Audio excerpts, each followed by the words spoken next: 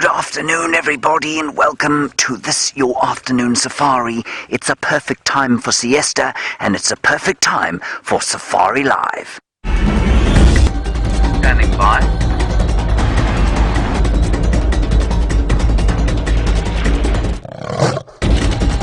Five, 4, 3, 2, 1. You are live, you are live. And good afternoon again, everyone. My name is James Henry. On camera today is Anda, the Eggs Foster. He's from Cape Town, of course, and so he will be ragged and basically lampooned for all of the time that he works here. It's lovely to have you with us on this, our sunset safari. The sun is not setting yet, and siesta is just over for these impala. They've been lying on the ground here, chewing the cud, enjoying the sun. Now, it's 22 degrees Celsius, 72 degrees Fahrenheit, with a cool breeze blowing out of the northwest. And the coolth of that breeze is evidenced by the fact that these impala, which usually chase the shade in the middle of the day, were lying in the full sun. So it's a coolish day when the wind is blowing. Otherwise, the temperature is actually very pleasant indeed. You are on a live safari. Talk to us, please. Hashtag Safari Live. If you're on Twitter, you use the hashtag Safari Live. Otherwise, talk to us on the email questions@wildearth.tv. We're broadcasting to you from the middle of the Kruger National Park, the western fringes thereof. I don't know why it is that I say the middle of the Kruger National Park every single time and then have to say, well, the western fringes thereof. We are on the western fringes of the Kruger National Park on a little spit of land called Djuma. Arathusa to the west, Cheetah Plains to the east, and we'll see what we can find. We didn't find much in the way of big hairy cats this morning, and so we'll see what we can come up with today. My plan's going to be to head from waterhole to waterhole, just because it's been a sort of cloudless day, and I think it's a good time for the animals to go down and drink. Whether the animals will think that or not is another matter entirely. On the other vehicle, when eventually she gets going, is Wendy. Wendy is the car. She is the bag. Very recalcitrant old bat, then not nearly as recalcitrant, definitely not a bat. Ultimately elegant Jamie Patterson will be driving Wendy, and she will be being filmed by the, well, I think elegant is not something that Willem Doornbraak has ever been described as, but certainly full of character and looking like a miniature version of the great Paul Kruger himself. Right, that is the team. In the final control, Kirsten Max Smith on the vocals, and tapping away at the keys is Rebecca, as far as I can remember. It might be Geraldine. If it is Geraldine, I'm going to be in such trouble now. It's Rebecca. Phew. Okay. We had some lovely commentary today from a couple of new viewers, and one of them said, he just come across the stream and he said, how is this live? How are they moving between the shots? Because Brent and I were driving, and obviously many of them, for those of you who are in the know, you'll know that we swap between the vehicles depending on who's got the best content. At the moment, the best content is a juvenile Swainson's Franklin over here. And it's quite nice sometimes just to remind people what we do and how we do it. The signal goes from the camera to an aerial, a big antenna at the back of the vehicle. It goes flying out to one of 4 repeaters that we have around here. It's a tower with a sort of receiver on it. That gets sent then to the final control.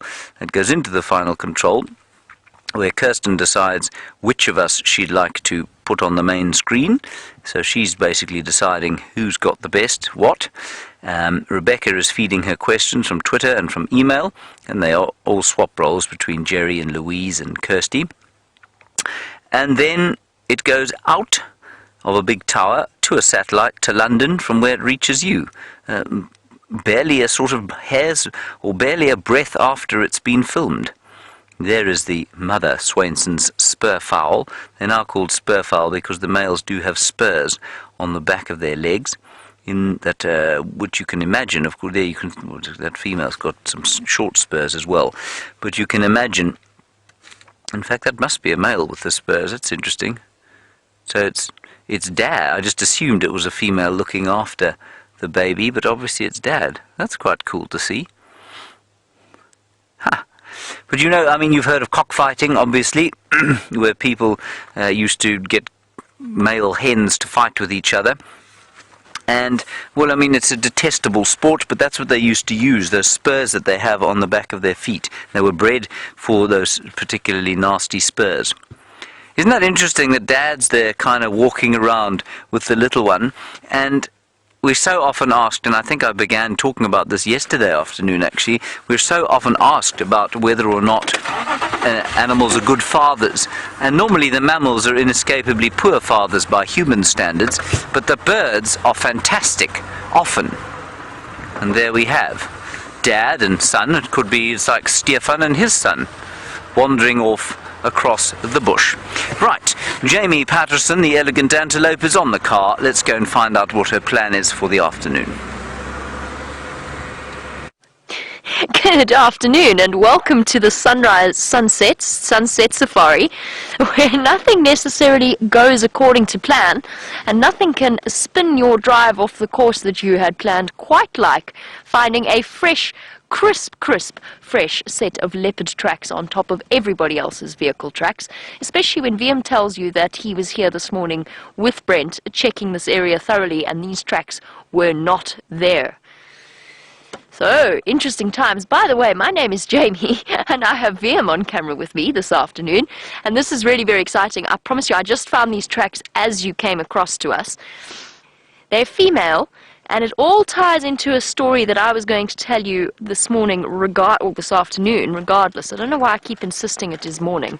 I think it's because my morning didn't quite go according to plan. So this morning, I went out to go on bushwalk. Didn't quite go according to plan. Things seemed to be, there was a bit of an attack of the Gremlins, let's put it that way. And as a result, Herbert and I ended up going out tracking instead. And we found this enormous drag mark in the middle of the western boundary of Djuma. Clearly Shadow, she went back to fetch her cubs. When she came back to the kill, she'd lost it. So Shadow's a female leopard with a 5-month-old cub, and she disappeared from that area. Her tracks vanished, just gone. But they were backwards, forwards, all around. Nobody figured out where she went. I think she came here, and I think that these are her tracks. Perfectly fresh, which is the best set to look at. Let me get my Shadow out of the way. Perhaps if we look at this one here, I know it's a female just by the size of the tracks. They're tiny. They're roughly the size of my hand. I mean, my palm, that is, not even my fingers. And they've got the 3 lobes at the back. There's nothing that is quite so perfect as a leopard track. And these tiny little tracks, the front track is here, the back track is here. These are the toes.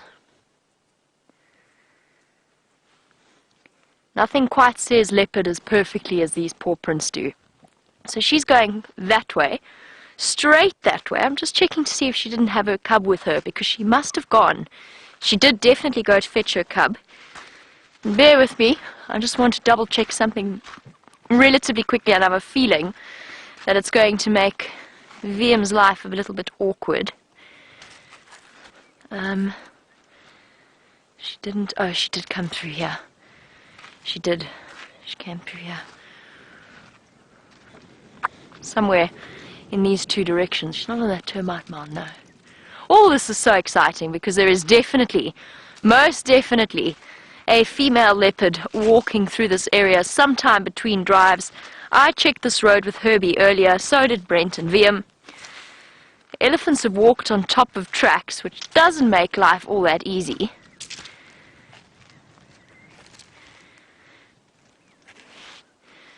She went this way. We're going to go around and check Impala Plains. First, I'm going to get on the radio to call Herbert, because we were on the mission together this morning to go searching for her. We got so distracted by the size of the drag mark of her kill. Honestly, it looked like she'd killed a small buffalo. It really did. It was huge. And we don't think it was a small buffalo. We think it was a kudu. Small buffalo would be a little bit excessive when talking about a female leopard's kill ability. But it was probably an adult kudu, which for Shadow would have been a really impressive kill. And really, it is quite sad that she lost it to the hyenas. But that was, I mean, that was really, truly a massive, very ambitious decision on her part. And then to leave it on the ground, which she must have done to go back and fetch her cub, definitely things didn't go according to plan for poor Shadow. While we go and search the termite mounds and her various favourite spots, let's go back over to James, who has arrived at Sydney's Dam.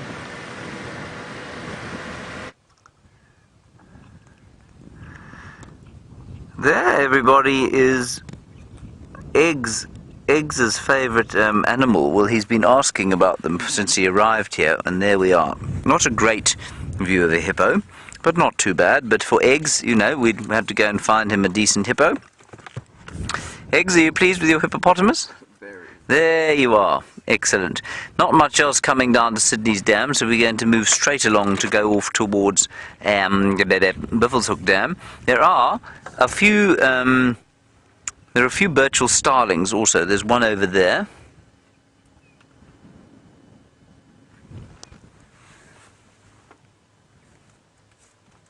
There we go. Very nice. Okay, let's carry on off towards Buffelshoek Dam.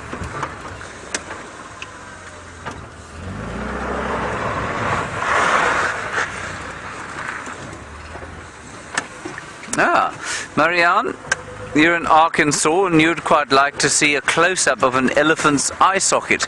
Well, we'll try and do that for you. Of course, getting close to elephants can be a sort of extreme sport, but they've been very relaxed of late, so maybe we'll be lucky and we'll be able to see an elephant at close quarters.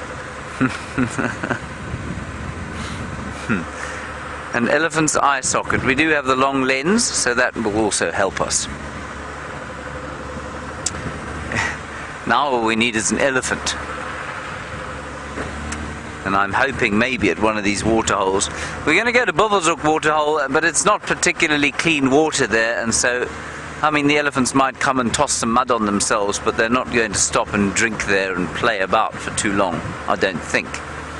Normally they wouldn't.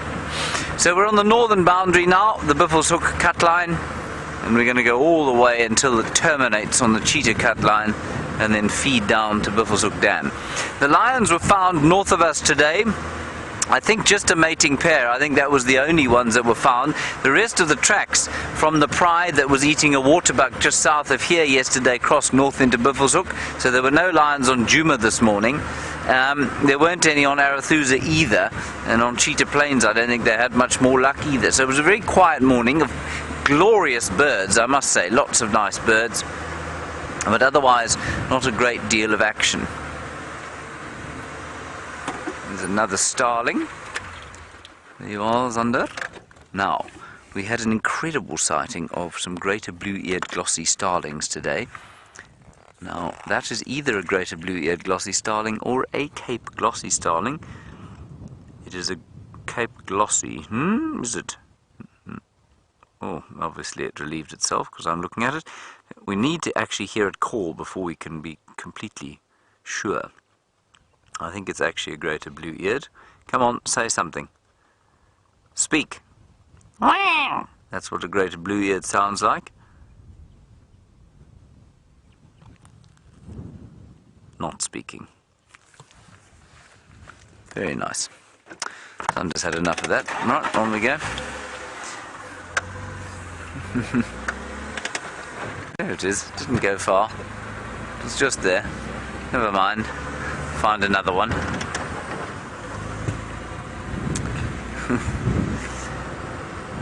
And we found a whole lot of them eating jackalberries this morning. Now, of course, that is it's not their preferred food, you know. They're insect eaters, but there's not much in the way of insects at the moment, and so they will have to make do with fruit.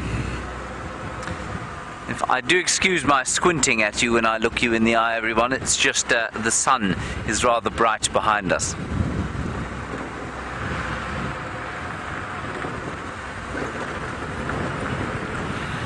It's a very fresh afternoon. There's a bit of a... Oh, hang on.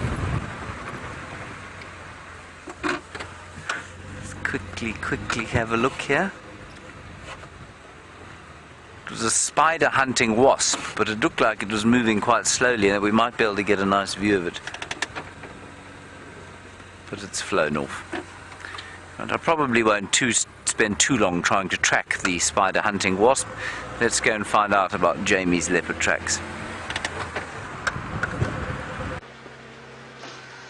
Oh, while you have been with James, I have called in the reinforcements and let Herbert know. Herbert was at camp. He is now on his way, striding rapidly forth, I imagine, along the road to come and give us a hand with the tracks.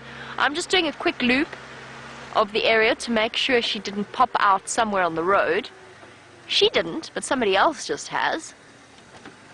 Hello, little ones. Oh, this is one of my favorite dwarf mongoose groups. They are so relaxed with people and with vehicles that I once managed with my camera to just sneak on my belly right up to about, I would say, probably about 6 feet or so from them. And they weren't scared at all. They were actually kind of curious, watching me about to go down into their tunnels for the evening. These are called dwarf mongoose.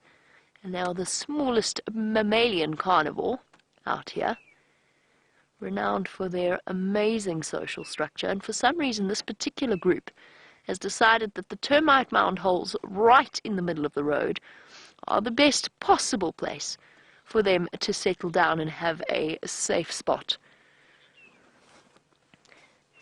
And just hold on one moment. I'm just going to chat to Herbert on the Game Drive channel.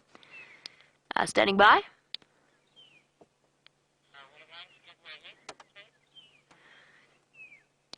No problem, I'm on my way. I just wanted to loop power lines quickly, but I'll come through for you now.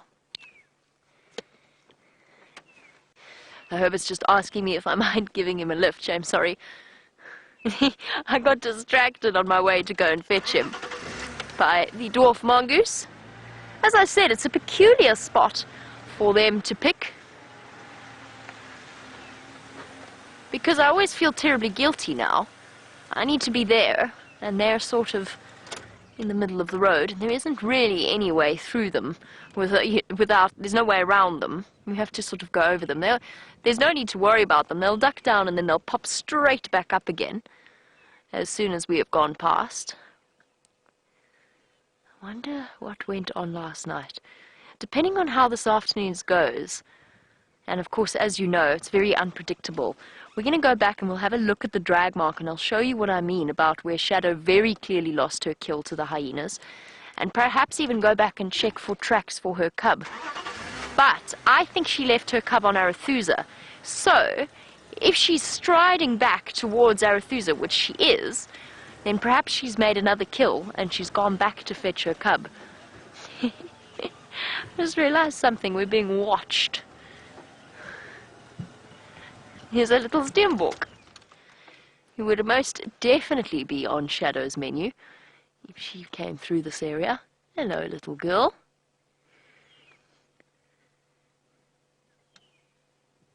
One of my absolute... I love this particular steenbok. She is so relaxed. He lets us sit and watch her for ages at a time.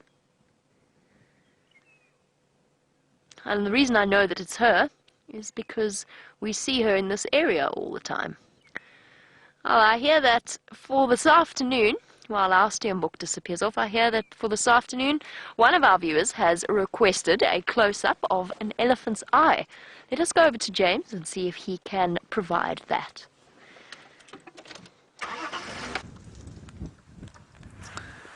Right, Marianne, there is your elephant. Now, let's see if we can super zoom its eye. It's not very close to us. Watch this, Marianne. Pow! There you are.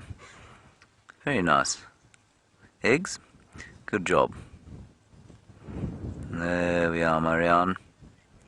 And it's your birthday today. Happy birthday, Marianne.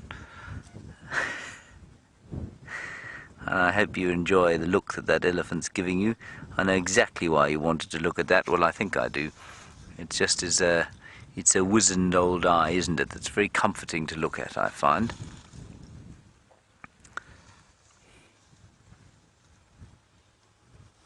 So it's a fairly large, spread out herd of elephants here, and in fact, you know what? There's one lying down there. Hang on a second. No, it's not lying down. It was just thinking about lying down. I'm just going to sneak forward. There's a little one off to the left-hand side there. and it's playing in a hole. And it was thinking about lying down. Bored because all the others do is just eat and eat and eat. No playing, just eating. And that one's little trunk doesn't work so well for eating. It's a bit floppy and doesn't quite operate. And it gets plenty of nutrition from the milk that it still drinks. So it doesn't quite understand why everybody insists on eating all day long.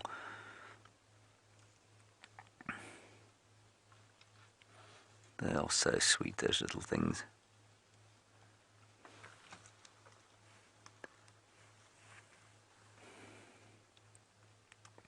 And all the time there'll be communication going on here with these elephants. There's running away from a much bigger one coming into view. Looks like a... hang on a second. Must be a cow, surely. Obviously not a cow that is particularly fond of the little one, unless it's Mum, who's giving some discipline. Oh, just listen behind us. Oh, I know, we know her. That's our short-trunked female. We know her very well. This is her little family, which is obviously increased because there are quite a few elephants around here. But I think just in this group, probably her 4.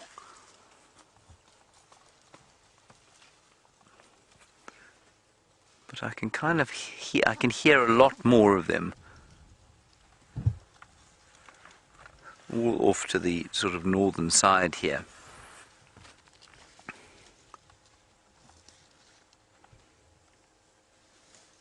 So peaceful. We watched those impala having their little siesta.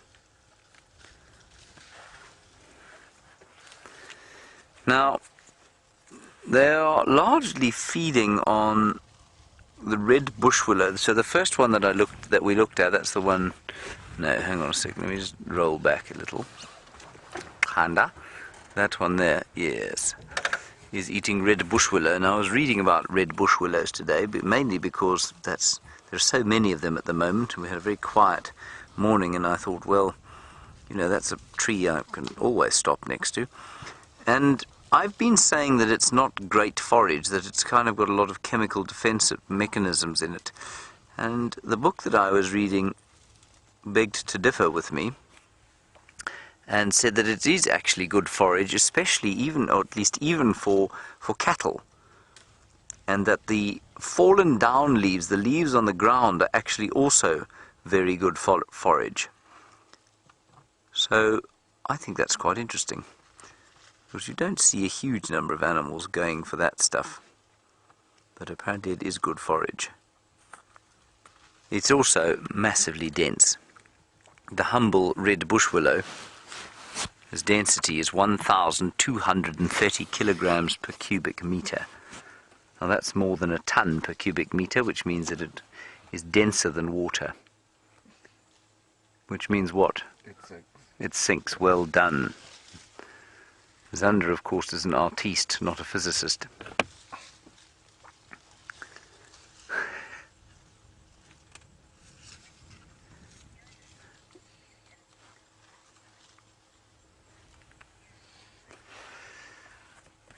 Hello, Fiona.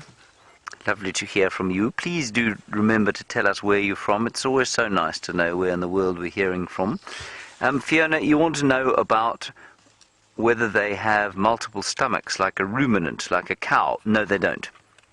They have one stomach, but what they have that differs from ours is they have a very large cecum. Now, a cecum is basically an enlarged... I think I'm correct. Yes, I am correct. It's an enlarged appendix. Now, you know where your appendix is. If you touch your belly button, move your hand over to the right-hand side, give yourself a bit of a prod in there, and your appendix is there. And it's a vestigial part of your large intestine. That means that you don't really use it anymore. It's kind of lost its usefulness as our dependence on vegetables as a sole source of food has disappeared. But in an animal like this, the cecum is much larger, and it carries a lot of bacteria which help the stomach to digest much of the grass and the structural material in grass. And that is best illustrated actually with something like a zebra. We're going to move up the road because there's another elephant there, and it keeps sticking its nose into the floor, so I'm not sure exactly what it's looking at. Let's go and have a look.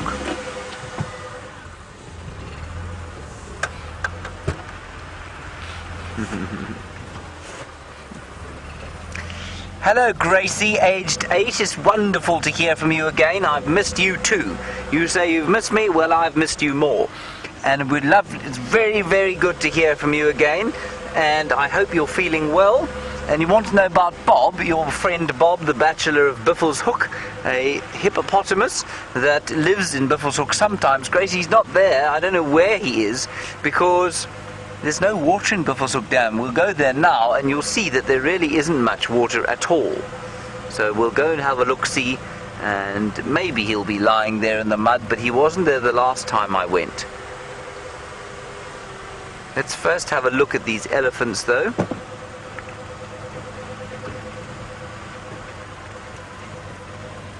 And of course, Gracie aged 8 is not going to be Gracie aged 8 for very long. Soon she will be Gracie aged 9.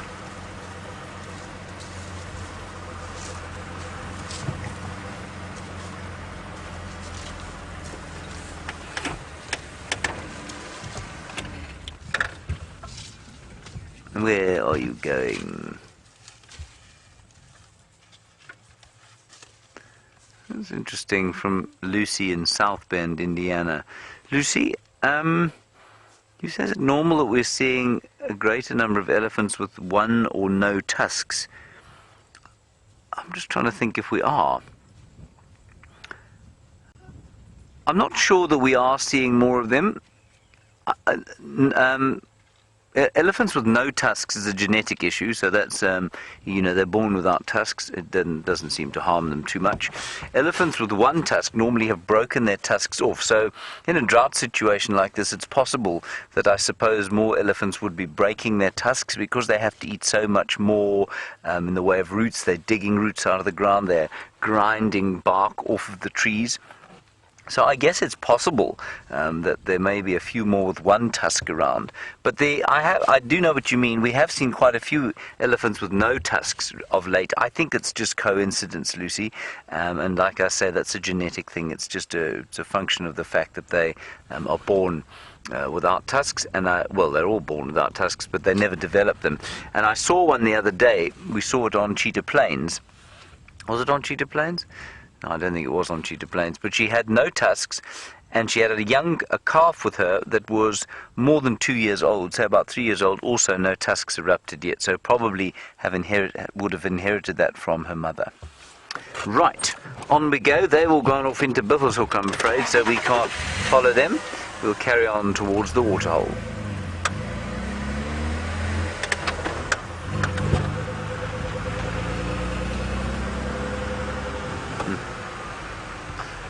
Just have a look at this tree quickly.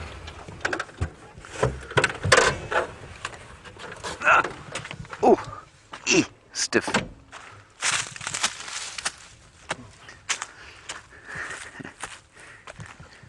Now, this is a marula tree that was not pushed over, I don't believe, by elephants. I believe that this probably blew over. You can see it snapped here. And it snapped here because the wood obviously rotted inside, as evidenced by this fungus over here, called a bracket fungus. I'm going to point at it with my right foot. There it is. It's like a mushroom that's grown from the inside, rotted the heartwood out, and then it's fallen over. And again, I mean, I've been banging on about this for a while, but this looks like elephant damage. Well, if you happen to be a bracket fungus, it isn't damage at all. It's a home. If you happen to be one of the wood borer beetles that's dug holes like this here, Well, that's actually a woodpecker that's done that. If you happen to be a wood borer that's dug some of the holes here and laid your eggs in it, well, then it's a home as well, and it's a place to put your eggs. If you happen to be a woodpecker that eats the grubs from those beetles, well, then this is not damage in the slightest. It's a source of food that wouldn't have been here but for the elephants. And if you live like some of the scorpions do, I'm just going to break it. I don't want to break the whole thing off. Might be difficult not to.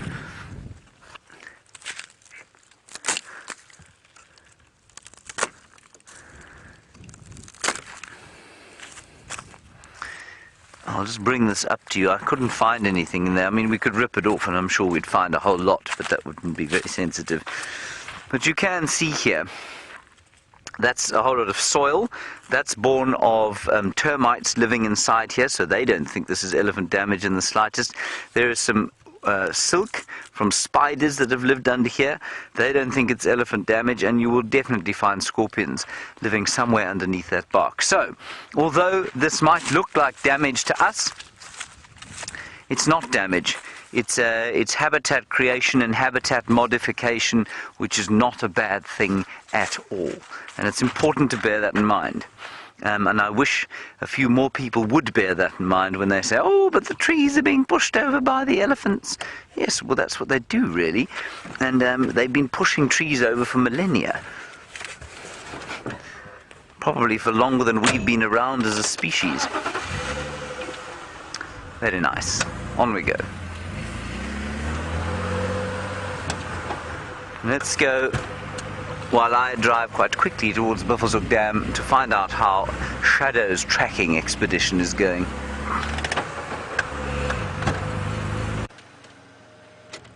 Shadow's tracking is going very, very well. As you can see, we have found ourselves back, sort of having done a full loop.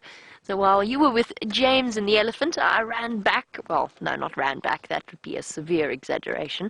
Drove the vehicle back to camp, picked up Herbert, and dropped him off where we left the tracks. Now what I'm doing is while Herbert walks towards me, I'm doing a big circle to make sure he doesn't waste too much time walking in the block if she's somewhere here. And I'm really, really excited. Hello, little guys. I'm sorry. Just one more time, I promise, and then I'm gone. I promise. Unless Shadow comes back here. Oh, my word. Herbert's there already. Oh, I drove over the tracks. He's going to be cross with me. Affirmative.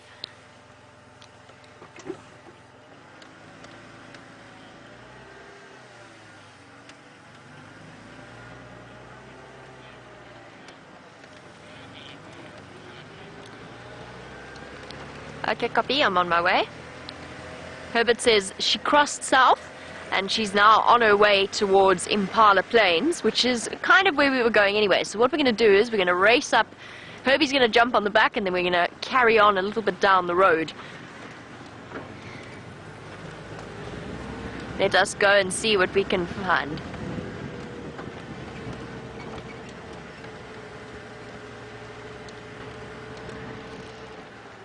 We spoke about the fact that Shadow killed something particularly large some point last night, and probably a kudu. And Debbie was wondering if Shadow could physically have hoisted an adult kudu. The answer, Debbie, is I really, really don't think so. So Shadow, of course, is notoriously bad at hoisting as it is. Now, if you add to the fact if she can't hoist an adult impala, she definitely won't be able to hoist an adult kudu. It was an ambitious thought, and it was one that I think she may have gone on to regret. But leopards are opportunists, so whether or not they can hoist the kill is not the first and foremost thought in their mind. Hello, Herbie. Hello. I'm going to move so you can jump on. I'm sure she's going to go towards Impala Plains. Yeah. Okay. Say hello, everyone. Hello everyone. Yay, so we've got Herbert on. Herbert the master tracker. Let's go find Shadow. I've just got a feeling this is really worth putting a lot of effort in. I'm sure she's around here somewhere. I think somebody's trying to talk to me as well, so bear with me 1 second. Standing by.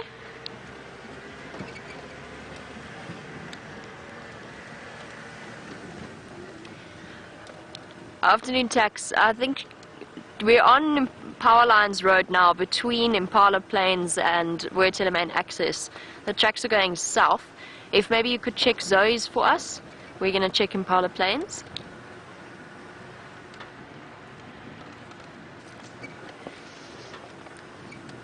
Copy that, thank you.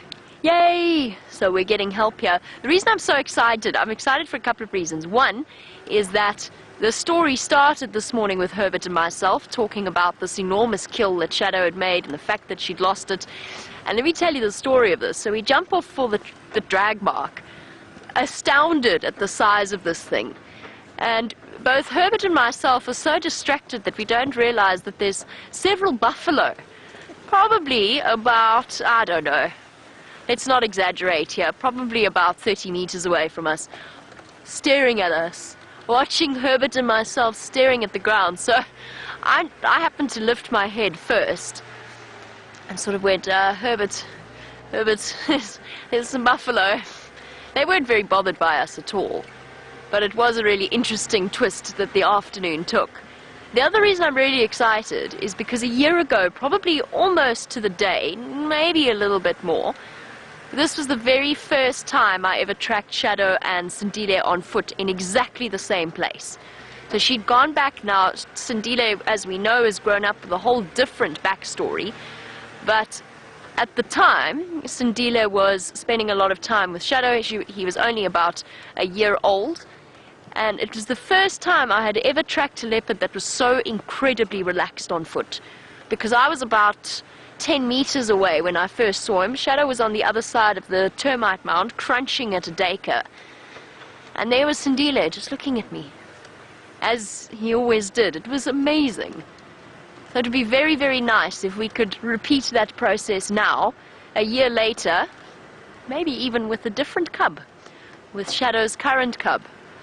That would be absolutely marvelous.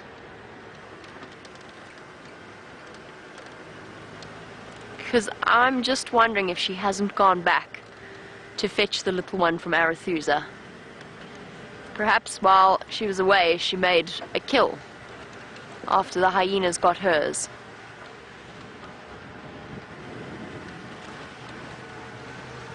Ah, I'm curious to hear why James was racing off towards Buffelshoek and what is happening over there. Let's go over and see what's happening at one of the local waterholes.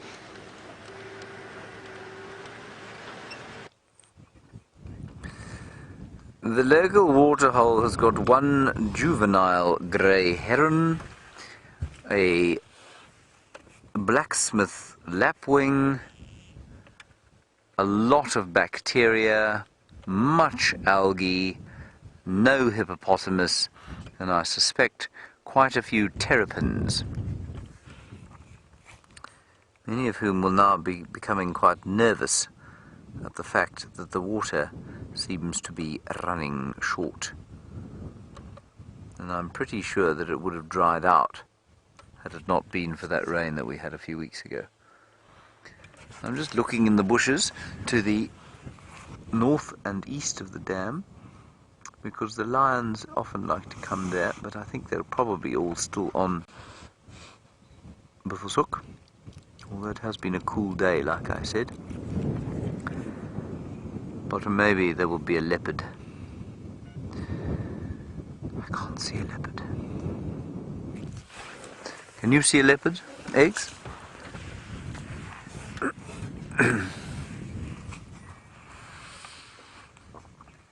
And Fiona, you're wondering if we get marabou stalks here? We do, you know. The best place to see a marabou stalk at the moment is probably the Arethusa Dam, which is now the Arethusa Mud Wallow. And in the Arethusa Mud Wallow you will find many kinds of catfish, or many catfish, and they will be the good food for marabou stalks. They are not resident, so they're kind of nomadic. Oh. I'm going to get back to you on that. So marabou stalks, not many here, but let's quickly go across to Jamie. I'm just going to investigate a little bit further here. She's got something really quite fun for you, Gracie. I do indeed have something quite fun. I have a flaw in our plan of action in terms of tracking down Shadow, and that is a very large hippo, very resolutely standing in the middle of the road. And this is why tracking at this time of year, it pays to be extra specially vigilant, perhaps not focus too much on the tracks, because you never know when you might find one of these hippopotamuses wallowing in the various puddles that are around the area at the moment, and making use of them, particularly when dams are in short supply, or water in general is in short supply, and they find themselves with a... Bless you, Herbert. They find themselves with a severe lack of space, which means ultimately finding themselves in these pans. And now what? We have reached an impasse. He's 2 tons, together with Wendy, Herbert, and Vim. All of us combined, we're probably about maybe 1. It seems like we should pick our battles rather wisely, don't you agree? And perhaps decide that discretion is the better part of valor. Look at him, he hasn't moved. So he is scared. He's not scared. He is nervous because he's not near water. And now we've come around the corner and he's trying to decide exactly what course of action he's going to take. He doesn't want to go running off into the bushes because it's quite warm this afternoon. And then he's got to come back to his mud wallow. At the same time, hippos feel safest in water. And a muddy puddle, as useful as it is, definitely doesn't count as a safe spot. So now his question is what to do. And when an animal's body language goes completely still like this, you know that they're thinking. They're thinking about what they're going to do next. Elephants do it. Leopards and lions not so much, because very often they give themselves away, particularly if they're irritated, with a tail that starts to flick like that. But hippos, elephants, rhino as well, usually the first sign that they are alert to your presence and trying to figure out what to do next is this complete stillness. Now he could do one of 2 things if we go forward. One is run away. That's the most likely scenario in this, because he doesn't feel completely trapped, or he shouldn't feel completely trapped, but you don't want to project your own thoughts into an animal's head in terms of predicting what they're going to do. Or 2, he could come running at the vehicle, which of course we would prefer to avoid. Not prefer to avoid, we are going to avoid. That's not going to be allowed to happen because shame, poor boy. He's just looking for a little bit of shelter from the sun. But it is amazing, isn't it, to see them out of water like this. It's something that we often get asked for and something that we can't often provide in terms of sightings. What you gonna do, boy? What we gonna do, Slight shift to the head. The reason that James said this would be a treat for a special certain someone is that it is one of her favorite animals. I'm glad we had a hippopotamus this afternoon. This could well be the one from Red Dam. In fact, I wouldn't be at all surprised. And I can't really make that assumption. It's a dangerous assumption to make. But we do know what's happening at Red Dam at the moment. For those of you who missed the sunrise safari, currently at Red Dam there is a pile of hyenas, a hyena clan, with a dead buffalo in the water, which is very common for hyena behavior because they drag their carcasses into the water. Nobody knows why. One of the suggestions is that it's because it keeps other animals from finding it by smell. The other suggestion is that actually they maybe quite like, this is actually, promise you, this is something I read in a textbook that put forward a theory that they quite like the mushiness of the meat once it starts to sort of get soaked up in the water, and kind of like a stew in a really, really gross way. A really gross stew. I'm just waiting for Shadow to come out here, because I feel like that's the way the afternoon could go. That if we sit with this hippo long enough, Shadow will just pop her nose out. Okay, and so we find ourselves with a roadblock.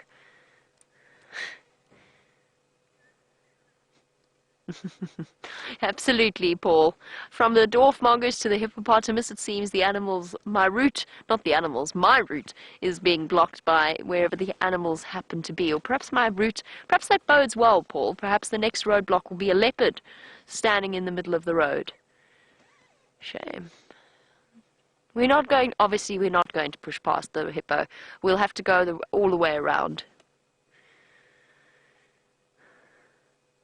And Monique in London, you were wondering, could I give him a wide berth to go around him? Yes, maybe.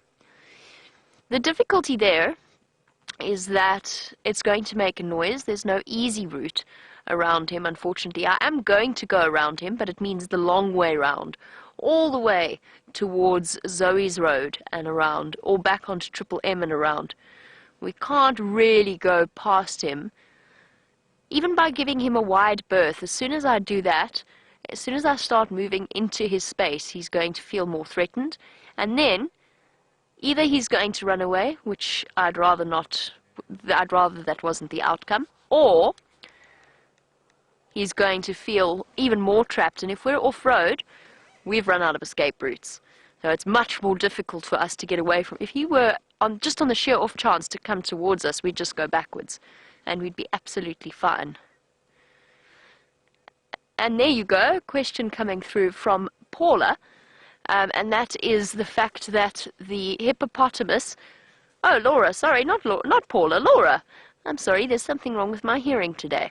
So Laura's question, or Laura has heard, that the human hippopotamus casualties number amongst the highest in Africa, in fact, #1 ranked in Africa, and was wondering a little bit about that, and perhaps that is absolutely the case, apart from the mosquito. So in terms of mammal deaths, the hippo causes the most out of all of the mammals in Africa. The mosquito causes the most human deaths because, of course, it's the vector of malaria. But it's an unfair I feel it's an unfair reputation because, first of all, where do people build their homes? Around water. Now, that's the first place that they will build their homes. Where do hippopotamus feel the most safe? Around water. Where do they feel the most threatened? When somebody is between them and water, which is what invariably happens. And usually people go and visit the river systems early in the morning, or they visit them in the late afternoons after they've done a day's work. Again, trapping the hippopotamus, especially mothers with babies. It's so easy because for a 2-ton animal, these guys are surprisingly quiet. It's incredibly easy for a human being to accidentally come between them and their escape route, or between them and their calf. And then you find yourself with a very dangerous situation on your hand. And Laura, there's a suspicion that crocodile deaths may outnumber those caused by hippopotamus, but the difference is, of course, hippopotamus don't eat their victims, or at least not much. Crocodiles, when people are killed by crocodiles, half the time nobody knows exactly what's happened to them because they've just disappeared. And nothing, they might not even have told anyone that they were going down to the river. They've just vanished. So, of course, crocodile deaths are not recorded.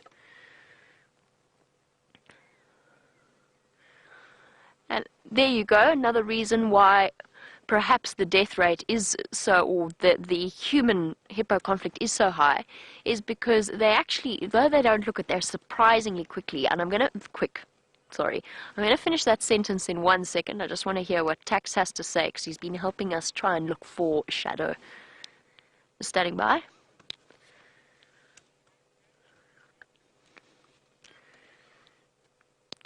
Power lines between Impala Road and where Power Lines joins the main access road.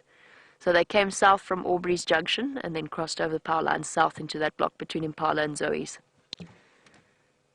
What have you got there, Viam? Oh, how wonderful.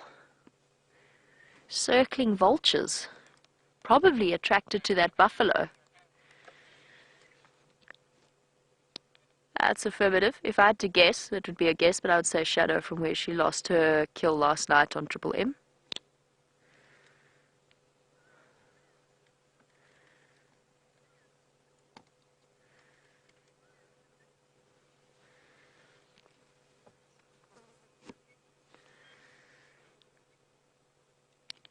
Copy, but the Nkonzo on Aubrey's Road are definitely fresh. They're on top of our tracks from this morning.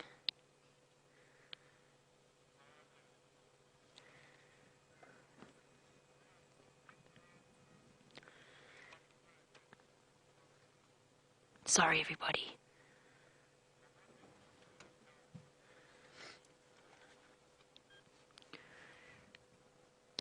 Okay, copy.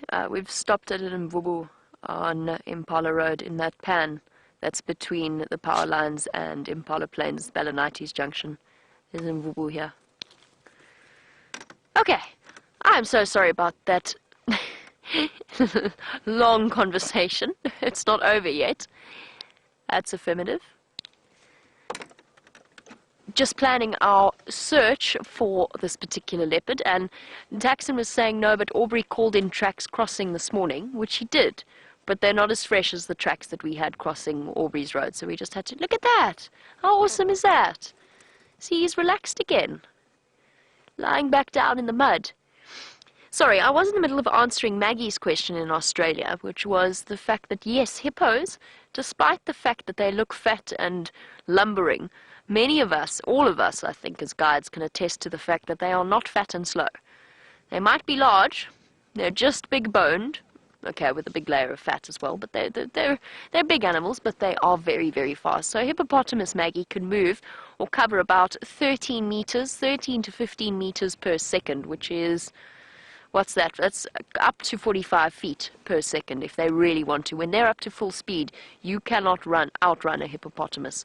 And also, they're a lot more agile than they look. So turning quickly, being able to go down steep banks. They can't climb and they can't jump, but they can go down steep banks and up steep banks. I'm going to keep chatting with Tax about where these leopard tracks have gone, and then I'm going to make my way all around this hippopotamus. While we do, let's go back to James for an update.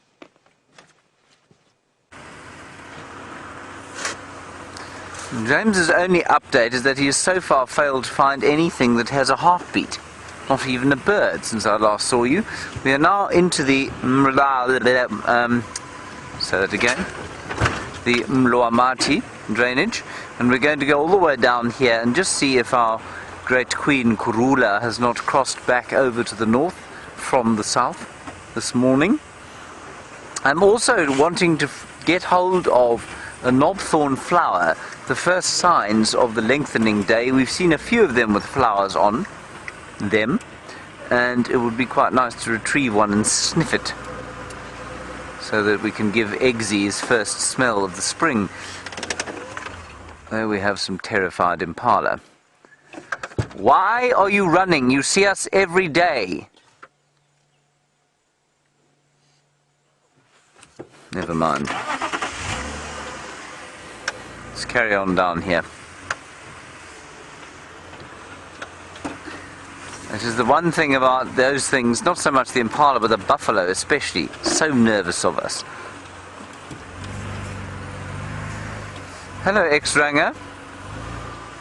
Wanting to know about termite mounds and whether their shape will change as a result of the drought. I'm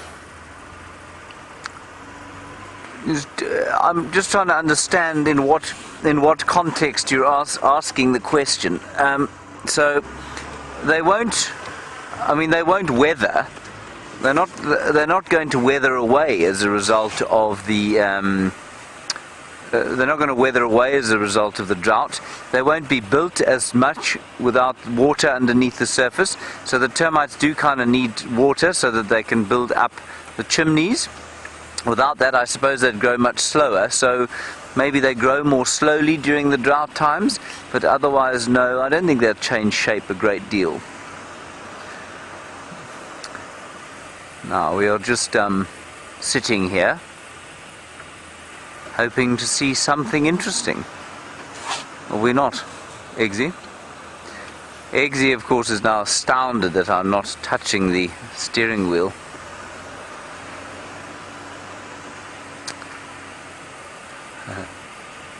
Hello, Dispatch Griffin.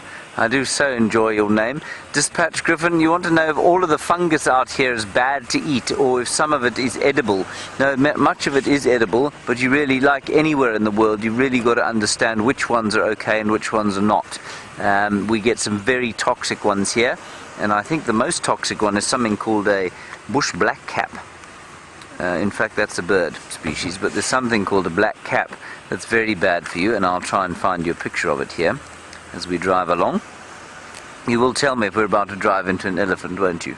Thank you. Or a leopard. Either will do. Let me see.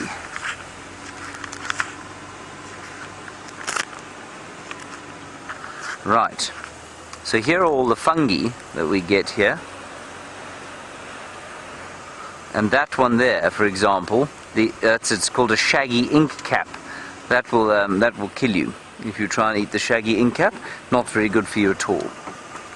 But those sorts of things, you can eat some of the others though. But just like at any part of the world, like I say, you need to be careful of which ones you eat.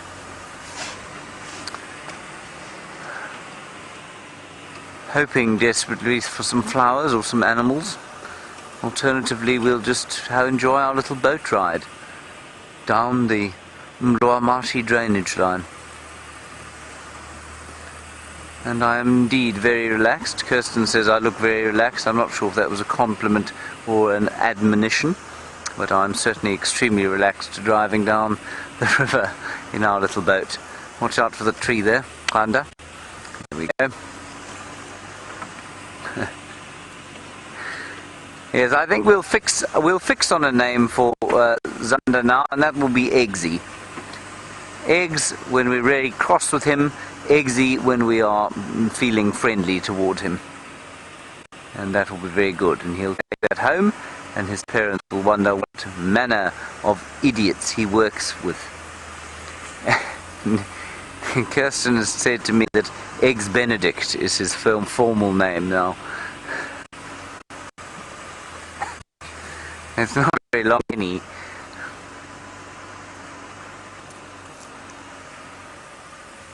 There's still nothing much going on here. We will find something, I promise everyone. Let's just give Jamie a bit of a chance to try and track that leopard. Be nice to see her. Now, is Ariel going to make it under here, Eggsy? I've just spotted another tattoo on the man, so I've got to tell you, he's inked up like a book. I didn't know better. I'd swear he was a South Sea Islander.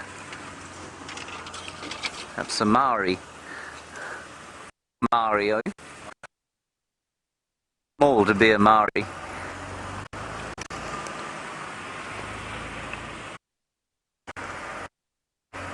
Ah.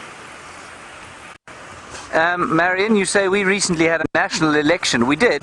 It's called the local government elections, and we voted for municipality. I'm not wherever you how it works, wherever you are, Marion. I'm not sure which part of the world you're getting hold of us from, but we have 2 votes. 2 years or 2.5 years or so into the term of the government. It's a election where we vote for municipalities and districts and wards, and which is slightly distinct from the national election, which puts the government in power. So this is all local government. And we voted, yes, we did vote here. There's a little village just outside the reserve called Dixie, and Dixie has a voting station. It was the most painless voting experience I've ever had. It took roughly 3.5 minutes from start to finish. We walked in there. I think about 300 registered voters in Dixie. Well, most of them gone before us or went after us, but we all drove out there towards Dixie. It took us about, literally 3.5 minutes to vote, and we came home. So it was very easy. It was much easier than trying to vote in a town, actually. And there have been some nice political changes, and I think a political shake-up, of course, is a good thing. Basically, if you're going to be a politician, you're probably quite a nasty piece of work anyway, so it's quite nice to have a change. Right, I'm going to continue down the water here, and we'll go across to Jamie.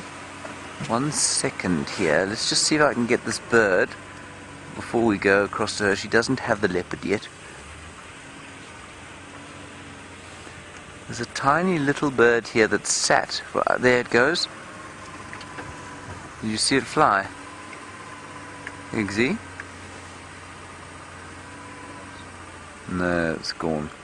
Alright, we're going to keep going down here. Hopefully we'll have something to show you by the time you come back to us. Let's go back to Jamie and see how she's doing. I am doing fantastically well right now, because not only did Herbert join us, but the cavalry has as well. Or, well, perhaps cavalry is the wrong description. However, Taxon and Aubrey and both of their trackers have joined in the search. Aubrey has also made it a competition. He just smiled at me in that laconic way that Aubrey has. He just smiled and said, "Don't worry, I'll call you when I find her." And of course now it's a competition to see which of us finds her first. The one advantage I have, of course, is that I can go on to Arethusa, which they cannot do. So Aubrey and Herbert are now off the vehicle searching, and we're going around the hippopotamus.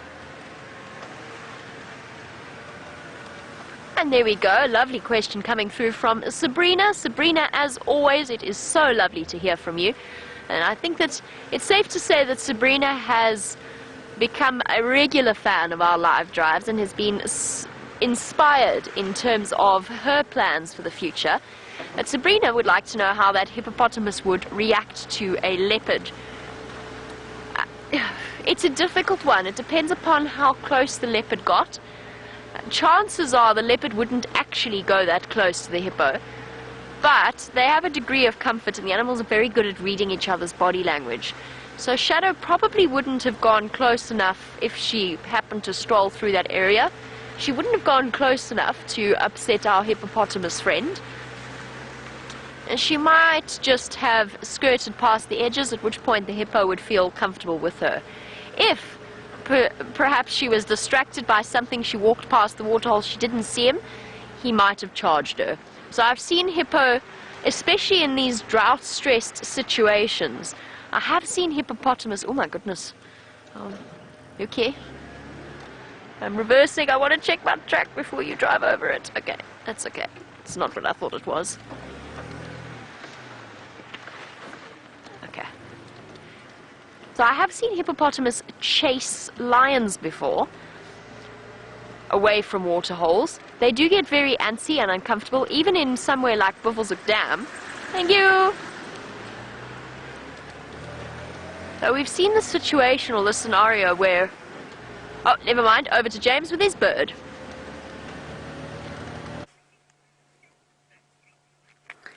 Look what Eggsy found us, everybody. It's a brown-hooded kingfisher. You can see it is brown-hooded by the fact that it has a... brown hood. Well done, very good, excellent job. And it is quite distinct from the woodland kingfisher, which is also one of the halcyon kingfishers, which means that it has that very halcyon blue on its back. But it is very different, and it's not migratory. The woodland kingfisher, the brown-hooded kingfisher, lives here permanently. Also not a fish-eating kingfisher, but a insect-eating kingfisher. And the reason the woodland don't hang around for the whole season is that, there's just not much in the way of insects to eat. And this chap, because he lives here on his own, will manage to eke out a living. While you look at him, I'm just going to check exactly what his diet has been recorded as. Simply because I think it might be quite interesting to know what the difference between this one and the woodland is.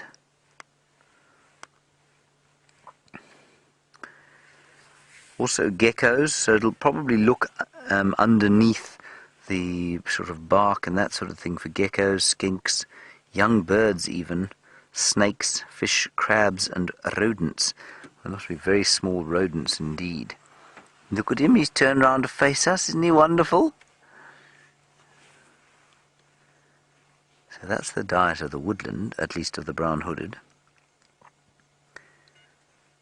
And the woodland is largely insects and grasshoppers, but will also take birds, lizards, snakes and frogs. So this chap, I think, probably hunts things, or more frequently things like lizards and skinks, and possibly the odd gerbil. That's quite a spear-like bill. Now he's there, very nice, thank you for showing that to us. He's only about, I don't know, he's probably about 6 inches tall. Maybe a bit taller if you include his tail, maybe 8 inches. So he's not a large bird, and that bill is quite intimidating, I reckon. And if you happen to be in Australia, like I think X-Ranga is, closely related to the kookaburra, which is just a very large version of a kingfisher. Doing some important cleaning and fixing of the feathers.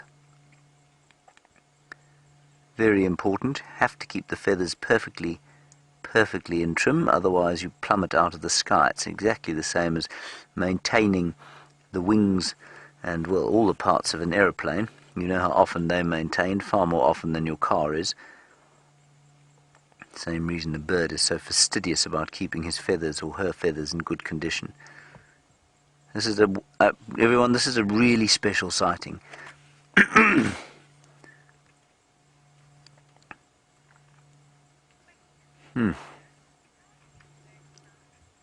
Ooh, you want to know what these birds sound like?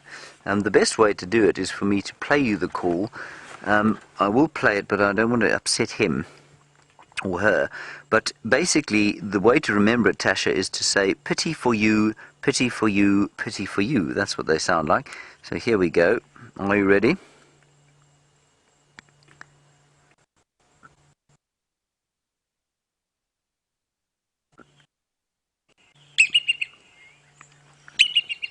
That's it there. See? Pity for you. Pity for you. Oh, you see? He heard it, and he's come to look to see if there's another one. He's gone up into this leadwood tree here. I'm not going to play it again. I reckon it's fair game if you can do it with your mouth, but it's not so fair if you're playing him a recording.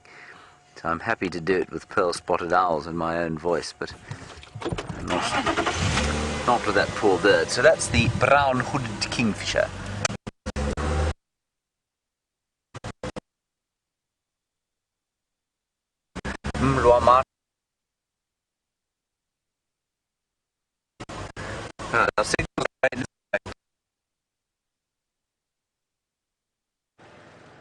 Oh dearie me, and it seems as though James's signal disappeared while he went on his adventure through the Mulwati. Lucky for us and for you, he was able to have signal while he showed you that amazing kingfisher. Not often we get one of those chaps to sit still long enough to put them on screen, so a lovely sighting. The search for Shadow continues, as you may have gathered by my constant checking over my right shoulder. Sure, she's somewhere. Let's just go check the repeater, just in case. You never know. Her tracks aren't here, but you never know. And sometimes gut instinct does pay off. But this is very, very close to where we had her the other morning, where Viam and myself, Viam actually spotted her sitting on top of the termite mounds.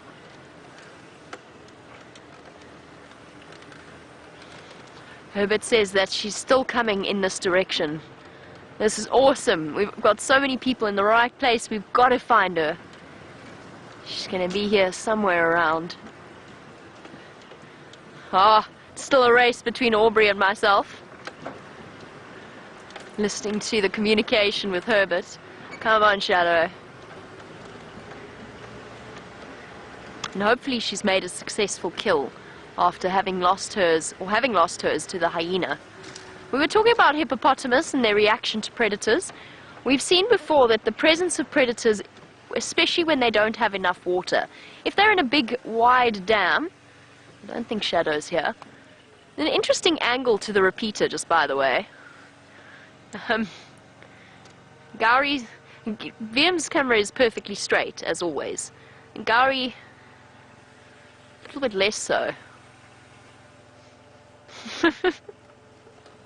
Oh well, on we go. So we were talking about hippos and the fact that if they've got a large body of water, they feel perfectly comfortable, because no self-respecting pride of lions or even hyena is going to go charging into the water to attempt to pull a hippopotamus out.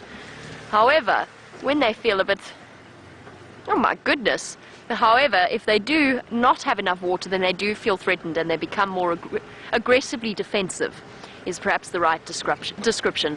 Seems as though James is having all the luck in the Mulwati. Let's go back to him and some primates this time.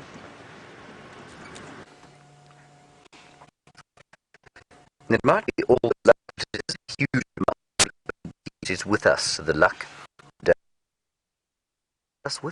So, vervet monkeys, and they are eating what I was trying to eat this morning, jackalberries. They're underneath that enormous jackalberry tree just next to Twin Dams, and some of them are actually in the tree eating the fruits.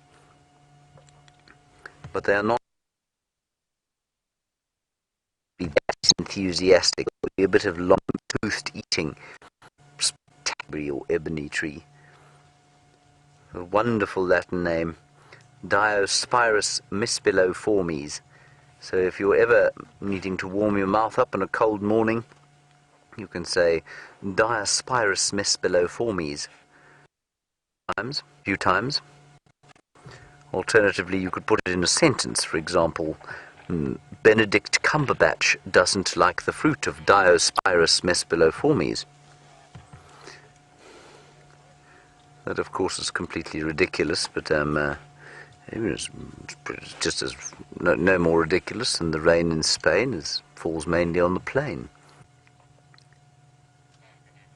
So there they are, enjoying the fruits. Now, they are a primate, of course, which is obvious, but in South Africa, our diversity of primates is not enormous. We have the human being, we have the Chacma baboon, we have 2 monkey species, and 2 bush baby species. Now, throughout Africa, there are probably more than 40 species of primates, so it's very interesting that that's all we get in South Africa, which otherwise is an extremely diverse country. And this is the only species of monkey that we get here in this particular part of South Africa. And that's vervet. Now, we did a little bit of reading up because I didn't know where the term vervet came from, and some of you sent through some answers as to where it came from. I think the basic sort of consensus was that vervet could well come from a French word vervet, if I'm not mistaken, which means green, because it did used to be known as the green monkey, and it's the same base of the word that we get verdant from, which verdant, of course, means green. So I think that's where vervet comes from, but the word vervet doesn't actually mean anything. There we go, look at it. The dexterity and strength, the power to weight ratio on an animal like this is just spectacular. And I mean, it looks like it's eating with fairly long teeth to me. You see it not sort of relishing it, trying to find something sweet and ripe, because they are quite sweet. Look at the tiny branch it's on. That monkey is probably about, I'm going to say 2.5 feet long, maybe 2 feet long. Probably weighs about maybe 10 kilograms, if that. It's a very small thing. It's a slightly younger one. I'm just going to check what a fully grown male weighs, but I don't think much more than 30.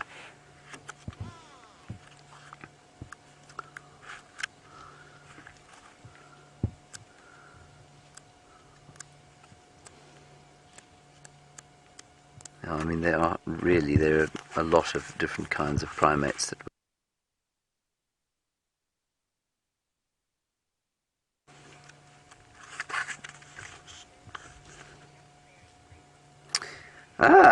Keaton, age 8, wonderful to hear from you. Thank you for talking to us. You want to know what happens to a person when they eat a jackalberry. Well, I'll show you just now. I'll show you shortly. But Keaton, they're actually really nice to eat when they're ripe. They're just not ripe at the moment, and so they don't taste very good. They taste, you know what you should try and find a, next time your mum goes to the shops, ask her to try and buy a green peach, a really green unripe peach, and that's basically the taste that you'll get. Now, a big vervet monkey, only about 10 kilos only about 10 kilos, so they're not big. Oh, that's a grivet monkey. Hang on a second. Yeah, Only up to 8 kilos. Look at it. Hello, Debbie in Vancouver. Nice one for you. Why are there so few monkeys in South Africa? I think it's because we don't have forests. You know, they're essentially forest species. These guys fill the niche out here with the baboons, and then into our forest lands we do have one other species of monkey called the Simango monkey, and I think that the trophic, or the feeding niche, is probably just filled by other animals. You know, largely fruit eating. So we've got bats that eat the fruit. We've got thousands of birds that eat the fruit. Yeah, it's a very good question. So, I mean, the greatest monkey concentrations happen in the Congo Basin. That's where you'll get the greatest diversity of monkey and primate species. So I guess it's probably got to do with the lack of forest. Sounds like some elephants just up ahead there. Now just look at that monkey's cheeks are full of fruit. And trying to peel the sort of nasty skin off. And when they're ripe, they're not very juicy, but they're sweet, and you just kind of squeeze the skin and they pop into your mouth, and they're really quite delicious. A bit like bananas, actually. But Keaton, I'll try and find you one. I just don't want to frighten them out of the tree. So let's go round. We'll go round to Twin Dams and see if there are some elephants there. It's a very nice sighting of monkeys. Now, don't move. Don't move, everybody. Inhale. Eggsy, are you static? I am now going to perform a great risk to myself. For such is my commitment to this cause.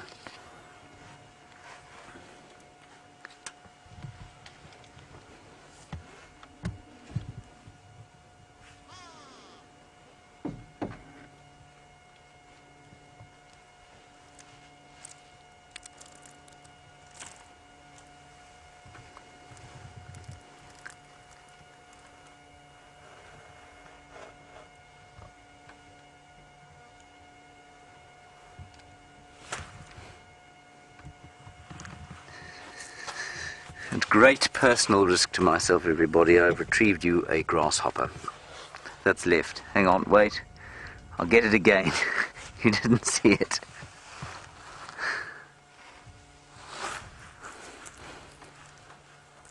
I missed it. Oh no. Hang on, one more try.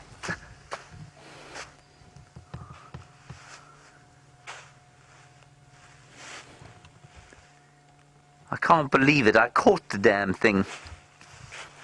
Right, here we go. It's so incredibly camouflaged. It's brilliant. I think I've got it. Oh.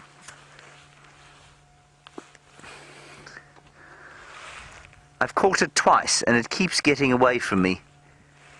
Last attempt. I can't see it anymore. Sorry about that, but I mean it looks just like the sand. Amazing grasshopper. You probably don't believe me. I don't believe you. I probably wouldn't believe me either. Let's go and see if those elephants are around the corner.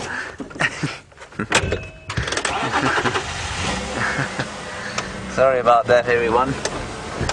I'll do better next time.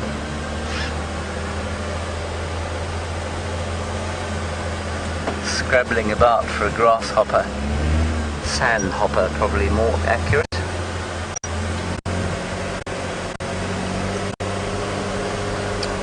We can drive a little bit more quickly around here, but while we do that, let's go and get an update from Jamie on her leopard tracking. There are times when I am exceptionally jealous of what you get to witness on your screens, because I would have loved nothing more than to see James launch himself in what sounds like a very controlled fashion off the vehicle and go in search of a grasshopper. I do wish I could have seen that. Thoroughly entertaining. Oh, just a quick update. I'll try and find you a nice set here. This we found this morning, but to give you a nice sense of scale, I can't give you a nice sense of scale because they have all been driven over. I'm sorry. There is an old set of male tracks. I say old, they were from this morning. Herbert and myself found them, but unfortunately, due to repeated vehicle action in this area, they have been obliterated. Oh well, that's what happens. It's actually a good thing because it means that when we do see tracks, we know if they're fresh or if they're not. But I wanted to try and... Okay, just listening to the updates from the Game Drive channel. She tried to catch some impala, according to Herbert. She's now still moving back towards the Ballinites junction. But what I wanted to show you was just how much bigger a male's tracks are, just with my hand as a sense of comparison. Because it is relatively easy to tell the difference between a male and a female leopard's tracks, just in terms of size.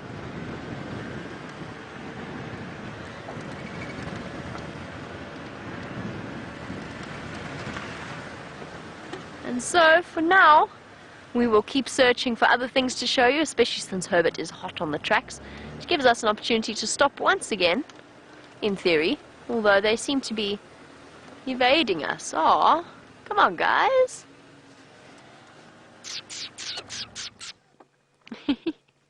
Some dwarf mongoose. They were right next to the road, but they have all ducked away. Hello.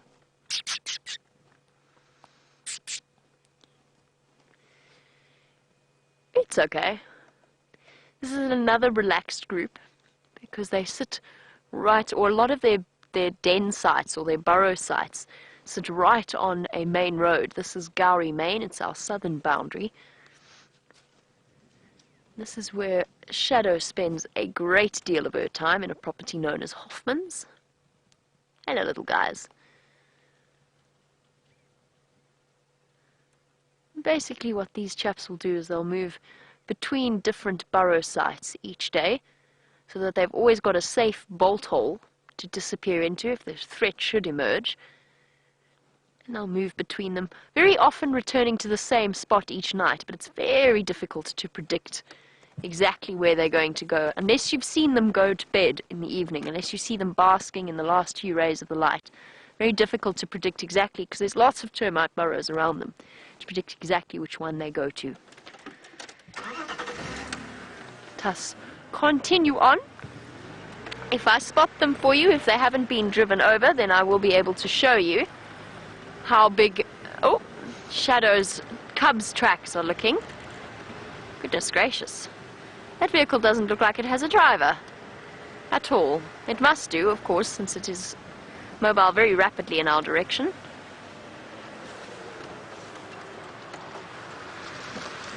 Bye. There was a person driving it, just by the way. It wasn't unmanned.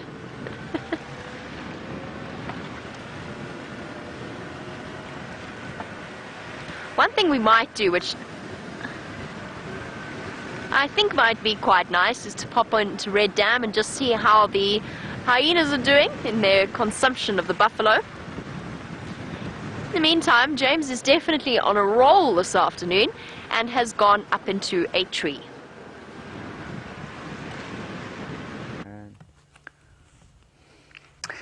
Hello everyone, I have climbed up the tree in order that I might show you what a jackalberry tastes like. There are one or two over here. Here is one. And it is getting sweet actually. This one is relatively ripe. But it's not delicious. I shall not tell you a lie. I'm just going to remove the skin like the monkeys were doing and see if that makes it any better.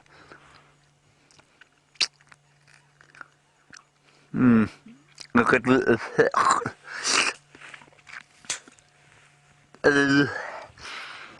really horrible. See if we can find a slightly riper one here. So not very good, Keaton, at this stage. No, they're pretty hard. I do think that we should feed one to Eggsy, though. Right, here you are, Eggsy.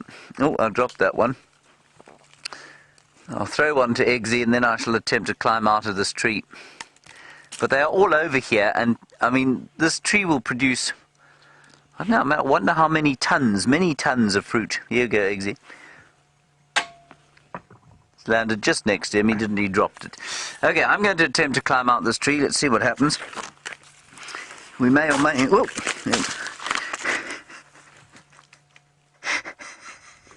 On a scale of 1 to 10, how scared did that make you, Eggsy?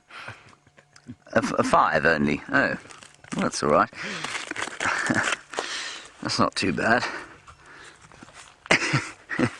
A little bit nervous. In fact, absolutely terrified. Eggsy, I have fallen out of one tree while live, but I managed to stop myself plummeting all the way to the ground. There we go. Now the next bit's quite tricky, mainly because the tree is surrounded at its base by a common spike thorn, which by its very nature of its name, is filled with spikes and thorns. And I will therefore be in quite a substantial amount of pain by the time I actually reach the ground. Indeed, they are sticking into my bottom as we speak. This is very painful. Ha ha ha. Oh, that ain't good. Oh dear. But of course, for Safari Live, sacrifices must be made. There we are. So that's the jackalberry fruit, everyone. Monkeys have all been watching from the ground behind us. They've gone now absolutely astounded by the ineptness of this current primate.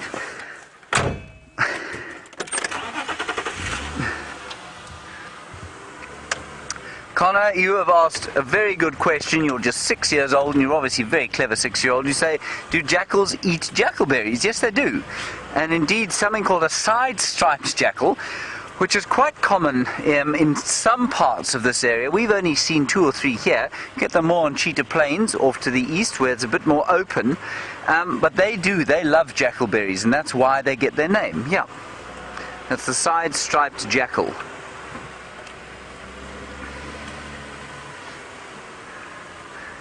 Now, Eggsy, no, never mind. There was another brown-hooded kingfisher sitting there, but it's gone.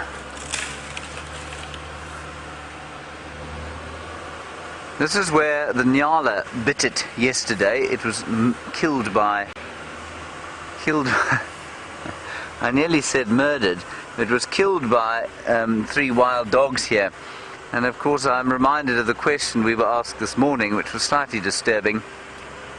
If you were to murder someone out here, would the predators eat it and before the authorities could get to you? This was a disturbing question because I'm not sure why it was asked. Anyway, there's a Natal Franklin, there we go. No, it's just run away. You missed it, I'm afraid. Bad luck. Natal spur fowl. Now here's where the nyala was killed. Nothing left. It was devoured by the dogs for a while. They left quite a lot of it. Then the vultures descended in great numbers. White-backed vultures.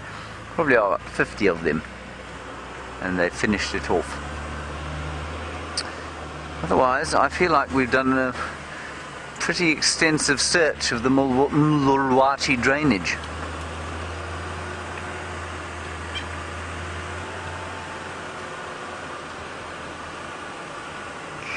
Oh, Ben, hello to you. You're just 14 years old, a budding young naturalist, and you say, will baboons and vervets be found in the same tree together?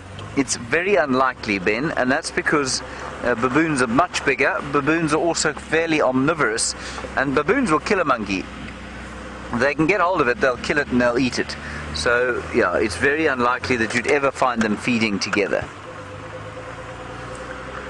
A termite mound or an elephant? It's an elephant. Wonderful. Let's go and have a look at the elephant there.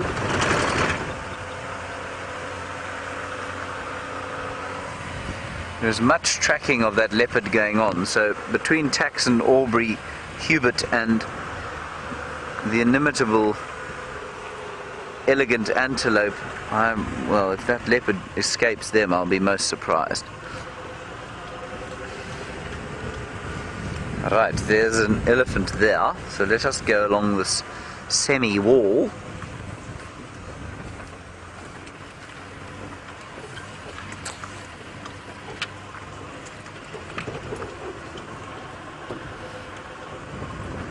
And see if we can see it.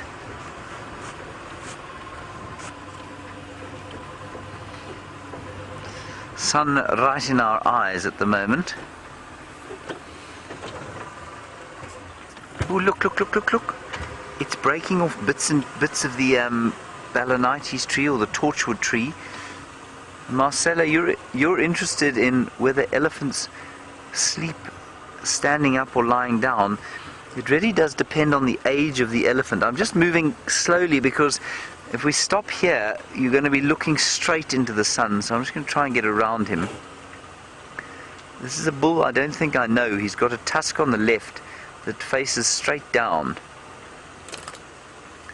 He's also got a fairly substantial obviousness showing that he is a bull. I think that's probably the best we're going to get for now, everyone. We'll try and get the other side of him just now. Youngish bull, probably about 25, and he will sometimes sleep lying down. It is possible. They don't like to sleep lying down too much because their organs are so very heavy, and so they push against themselves and the blood pools, and that's quite dangerous for them. And you see that very odd shaped tusk. If you saw a human being with teeth like that, what would you say? You would say that they could eat an apple through a tennis racket. I always think that's quite unkind, but quite amusing. Now the fruits of this tree are toxic, so you couldn't eat them, but the elephants love them. They're not good for us, but ellies can eat them.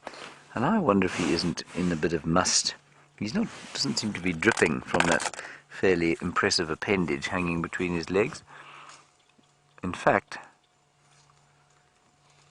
ooh, he seems to be injured there. He is dripping. He is in must, everyone.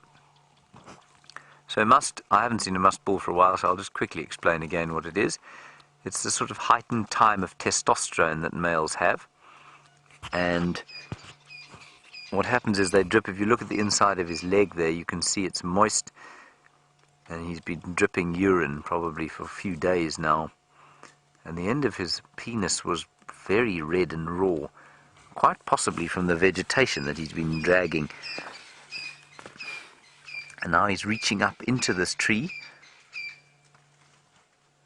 Watch this. Now, sometimes elephants will even stand on their back legs. He's not quite having to do that yet.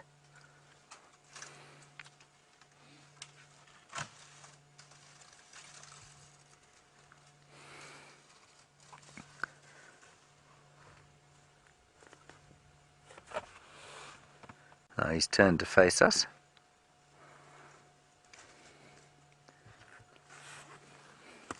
You always want to be a little bit careful around a must bull elephant. They can be frustrated by the excess testosterone in their bodies. He doesn't look particularly irritated by us. But I'm not going to start the engine until he's sort of moved off. You may well push this tree over now. Please don't. Oh dear. This is impressive, but it's not nice to see.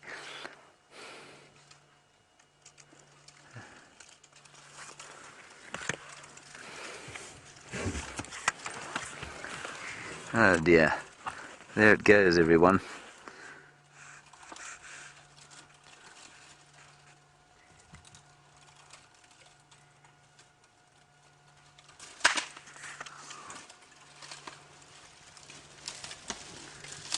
Oh. Really? Is that necessary? Unbelievable sound, yeah.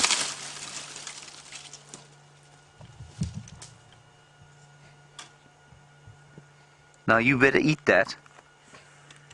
Don't you dare just stand there like that. Not eat it. Go on. I can't help thinking that what he's doing there is giving us a sign of his strength. You know, as opposed to just pushing it over for something to eat. He's frustrated. He's trying to show how strong he is.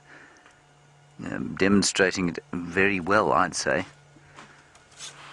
We might have to beat a hasty retreat at some stage. But normally if we just sit, it'll be fine. Now he's definitely interacting with us. So I'm going to lower my voice. And you can see that he's moving his legs from side to side. That trunk over the tusk is pretty classic must bull behavior.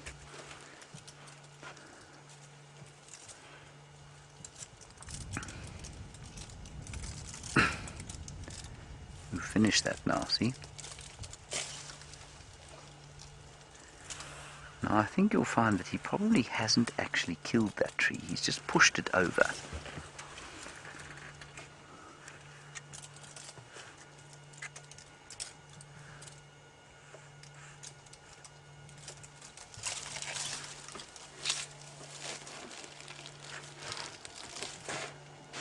He's an impressive fellow, this.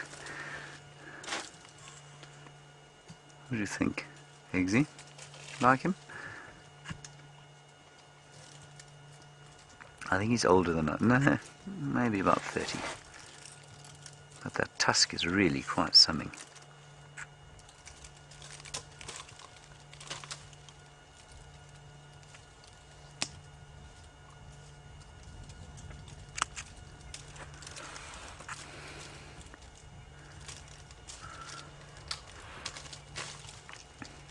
Hello, Devi in Vancouver.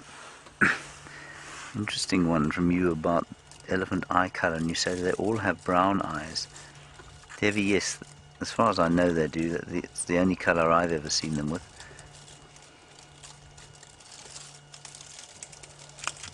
I haven't heard any records of them being other colour. That's a beautiful shot.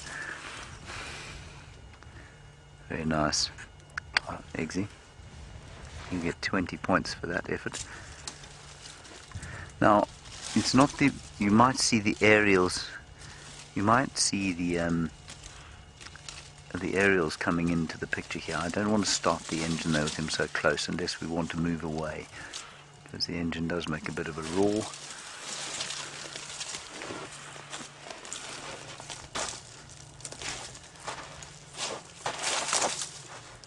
That's pretty close.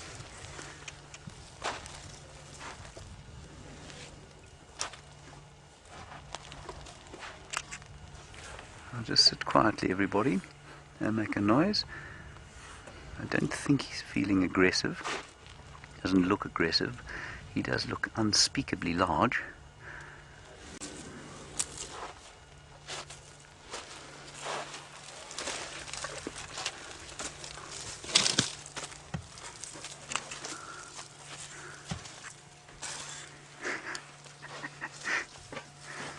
Now I'm going to ask Eggsy here to just describe to us in one word what he felt as this behemoth elephant stinking of that sort of urine that they make during this must time came to within 2 meters of us. That's just over 6 feet. Eggsy, one word. Yeah, I'm speechless. Speechless. That was fantastic. It was an amazing experience.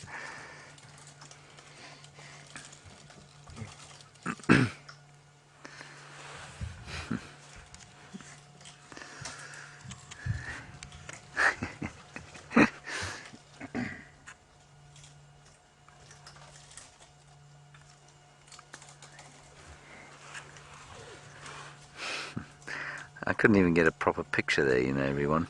He was too close. My camera wouldn't focus. It could have been the shaking of my hands there.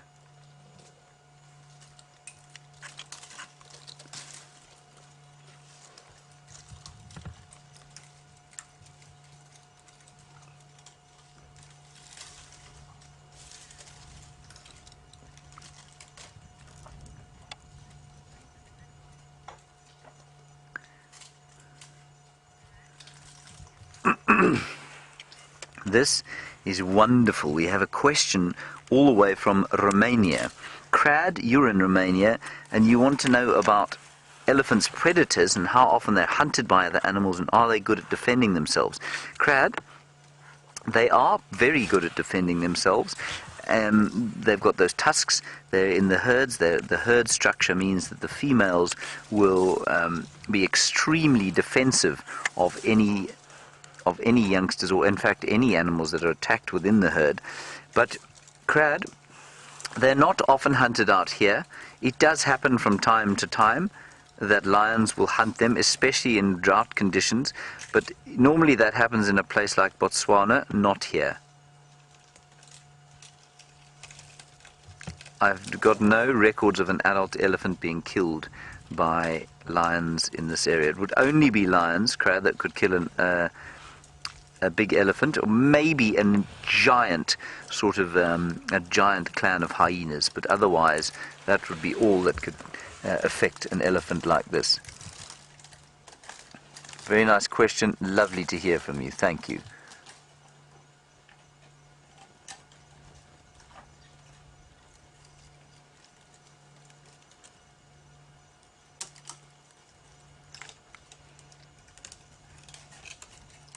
That's a wonderful sighting, everybody.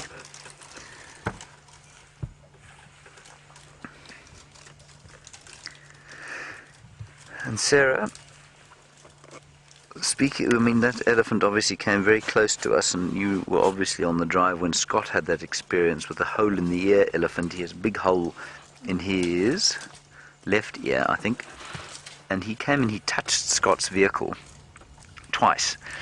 And Sarah, you want to know if he's been seen recently. Sarah, he hasn't. He went off to the Manileti and then seemed to disappear, so I don't know where he's gone, but he hasn't come down here for a while.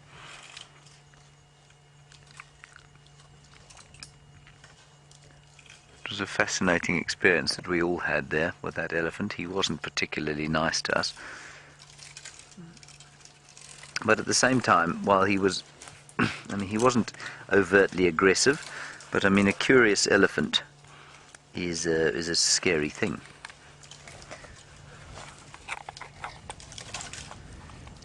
I'm tempted to move slightly forward just so that we can get behind the light a bit, but maybe we should just sit here. He's relaxed completely with us now, you know.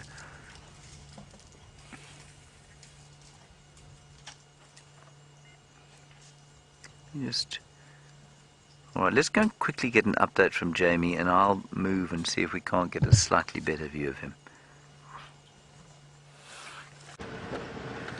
Oh, I have just changed for now and abandoned our search for Shadow. Not abandoned.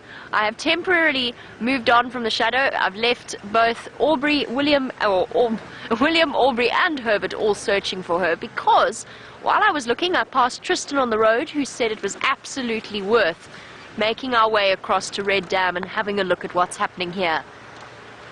And for those of you who missed out on the sunrise safari, it looks as though the hyenas, and it might be, I think it's the hyena clan of Elephant Plains, killed a buffalo in Red Dam, and they've been feeding off it, and now there's apparently a whole collection of vultures there as well. So let's go and have a look at that. We've just been called into the sighting, and we're heading through to there, and then we'll go straight back and carry on our search for Shadow.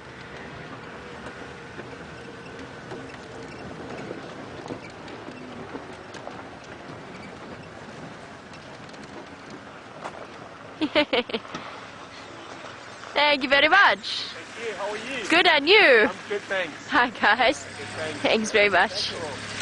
Cheers. That poor man, I don't know what he just said. I got so distracted by several things happening at once.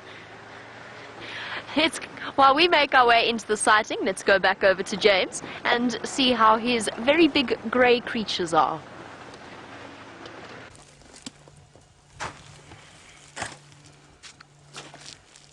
going to be quiet again, everyone. We did move the car.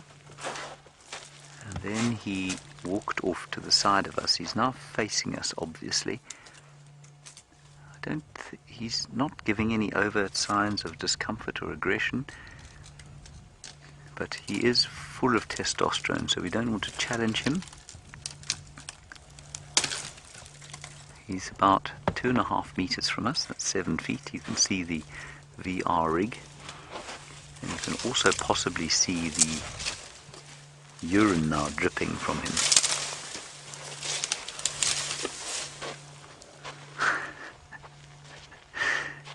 It's amazing.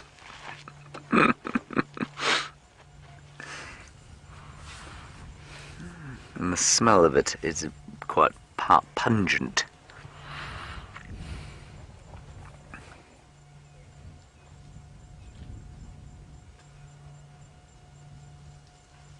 It's funny, you know, as we started the car and we moved away from him, it's almost like he thought, well, where are you going?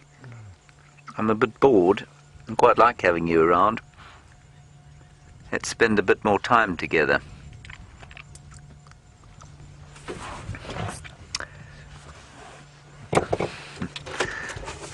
That's basically what Xander's face is saying right now. Alright, brilliant stuff. Jamie's at Red Dam with that hapless buffalo and quite a lot else. Can you smell that? Look at this amazing sighting. Everywhere we look, from the surrounding trees to the dam itself. Wow, that's a lot of vultures. Definitely worth changing our route for, ever so slightly. And one hyena that refuses to give up the kill. This is absolutely incredible to witness. There must be about 50 vultures around us, and at the same time they haven't managed to get in to have the meal that they are so eagerly anticipating. It is the gathering of the scavengers of this area. Lots and lots of white-backed vultures, a couple of hooded vultures as well with their slightly thinner beaks, and a couple of incredibly round-bellied hyenas. This is an absolutely stunning sighting. Really, truly spectacular.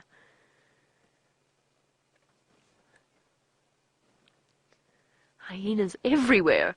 Vultures everywhere. Just listen for a moment at they sort of fighting, squabbling amongst each other. Oh, and it smells. It smells here, but it doesn't smell like rotten meat. Look at that. The sea of vultures parts to let the hyena come through. Oh, wet feet, wet feet. As I said, squabbles between vultures, hyenas. This is truly spectacular. And every now and again, the flick of a hyena tail sends water spraying everywhere. So as I said, it smells, but it doesn't smell like rotting meat. It smells like birds. It smells like a really gross aviary.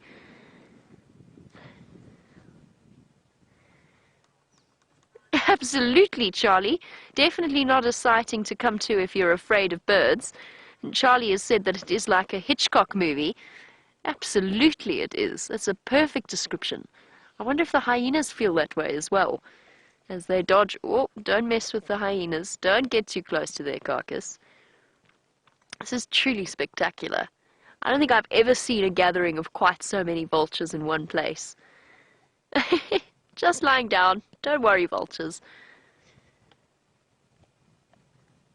So, Red Dam has become the place for this meeting of the scavengers. Exhausted hyenas, busy with the process of digesting and crunching away, one of them still determinedly picking away at pieces of meat. I definitely don't recognize these hyenas straight away, which immediately makes me think they're not from our clan.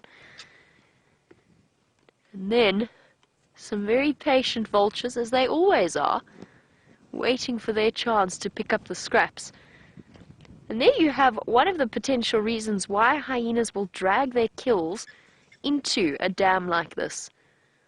It's something that I've never thought of before. We spoke about it earlier, about the fact that it might hide the scent of the kill from other scavengers, and at the same time they might like the taste of the soggy meat. However, have a look at this, because I think this is quite a good approach to keeping the vultures at bay.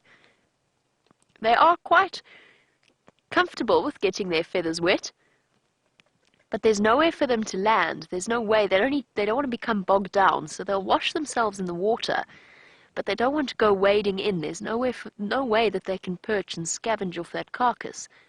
And thus the hyenas have the perfect, almost the equivalent of locking a fridge. Nothing can get through to them. So most of these are white-backed vultures that you're seeing in front of you, which is the most common of the vulture species that we get out here.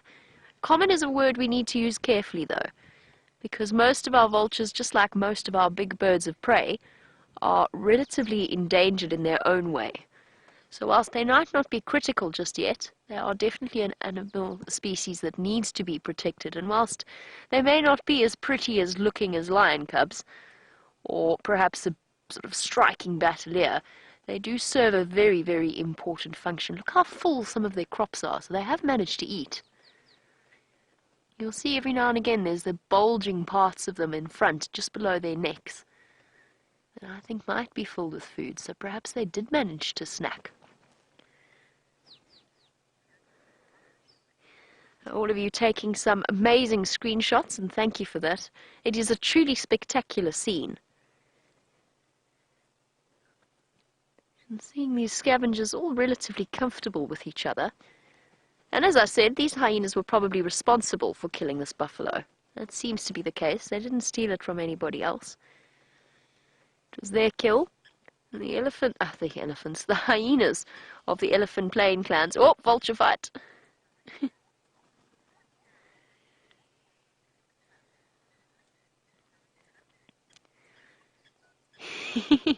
I'm big and intimidating, and hopping around like a vulture out of the Jungle Book. Look at that! Gallop towards the water's edge. Don't they just remind you of those animated ones from the original Jungle Book version? The ones that I think were meant to look like the Beatles or something similar. And while our hyena strides off to think about coming for more food, Mitzi, no, unlike the wild dogs, hyenas do not eat meat and then regurgitate it for their cubs. Though they do actually have a much longer lactation period than almost any other predator out here, which is one of the theories for the reasons of the females being larger than the males and they're having better access to food. What they will do is once the cubs get to an age where they will start feeding on meat, then they will drag bits of the carcass back to the den site. Only if they are higher ranking females, then they will drag food back. If they're a lower ranking female, then they will try and suckle their cubs for as long as possible before eventually having to risk taking them through to a kill site like this or a place that they have scavenged.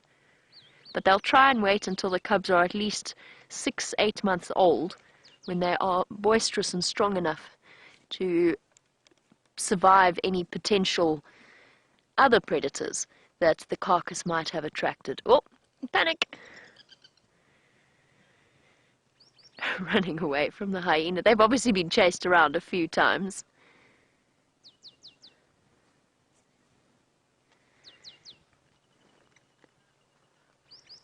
Now, as they are dashing around, our beard has noticed that they don't seem to be terribly worried about the vultures attacking them. And our beard, you wondered why that might be. Well, it's not because the vultures wouldn't attack them, because the hyenas wouldn't attack them, because they might. They definitely might. That being said, they only really do it when the vultures get a little bit too close to them. So the vultures know that as long as they keep their distance... How's it? How are you? Good, thank you. As long as they keep their distance, then they are not in any danger. It's only really lions that have been known to take a serious swipe at a vulture. There's very rare cases of a vulture underestimating a hyena and getting caught out. Oh, dinner and a drink. on this beautiful afternoon. And it's not just our... You're getting nice and comfortable there with your full belly. This is awesome. It's not just the vultures and the hyenas, actually. There are other birds of prey that do scavenge, and one of them is here right now as well. Definitely more attractive than our bald-headed vultures are. Looks like a pale morph, a tawny eagle to me, has also joined in the party, hoping perhaps to pick up some scraps. Not a bird that could compete with the other vultures in terms of strength or size, but it does know that as long as it plays its cards right, it might be in for a couple of tidbits of meat.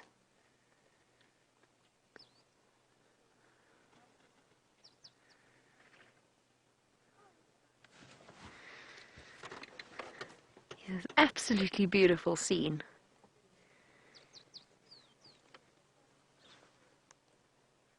Really, truly incredible. And then all of them keeping their feathers neat and groomed, making sure that they haven't got any scraps of dirt stuck to them. They are actually quite fastidious creatures, vultures. They will go and rinse themselves off after they've been feeding, and of course their bald heads are a way of, well, not completely bald, but the reduced feathers on their head is because it's a way of reducing the amount of basically just muck that clings to their head when they do feed, when they do manage to get their heads into a carcass. And they will, as I said, go and wash themselves off. Oh, where are we going with this? Oh, gross. It's definitely not for those of you who are particularly sensitive of stomach. The meat's taken on, vulture shove at the same time. The meat has taken on a pale, very unpleasant pink-looking colour, as it does when it's soaked in water. I've seen some incredible sightings like this, where the hyena have managed to drag something into a dam. They'll often be seen sticking their heads right under to get to the meat that they're after.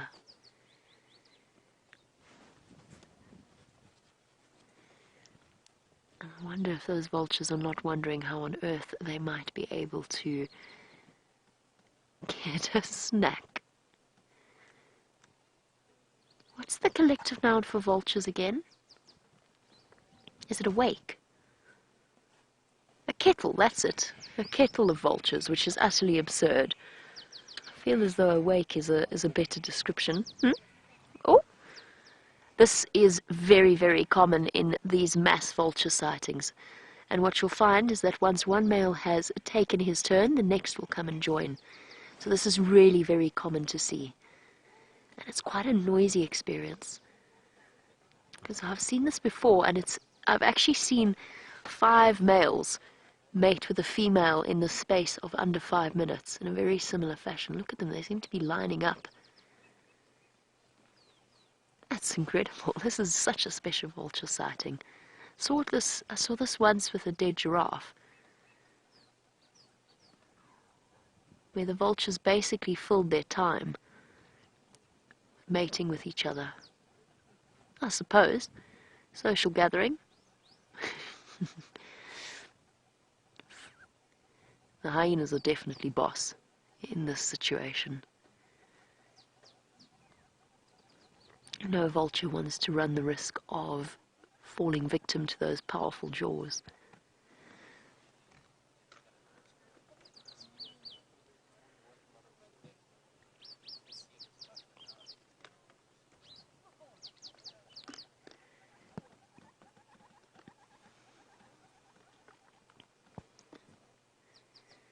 What have they found there? Is that the stomach contents? It looks like it might be. They're definitely all after something. So the hyenas, like all of the other predators, will pull the stomach contents out, because the stomach contents behind that is where all of the most nutritious parts of the kill sit. So the liver, the heart, the lungs, all of the internal organs are the most nutritious parts. So even hyenas will pull out the stomach contents of their prey. And they're generally quite wasteful when they do that, which means that the vultures for now are actually trying to take advantage of whatever stomach lining they can find in that pile. Oh, coming back again.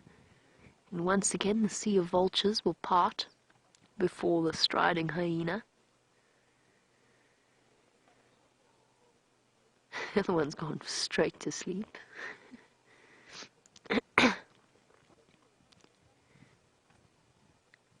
I'm going to sniff at one of the others. Now this is something... Oh, hello. That was playful. That was sheer playfulness and bonding between the two. That's an invitation to play.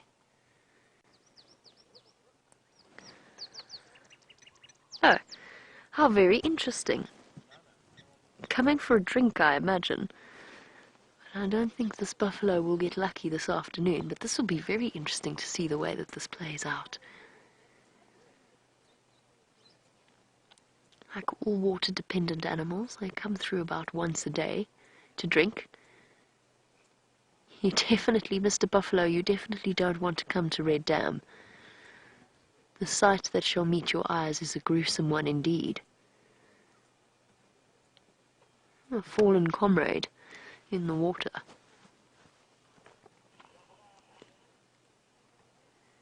He's gonna do it though. Watching carefully, he probably at this point doesn't realize exactly what's going on. The hyenas are not a threat at this point. They're not displaying predatory behavior, and they're not a threat to a bull of this size. The buffalo that they've killed seems to be relatively young. So for now, he is not too worried, and actually a little bit curious as to what might be happening here.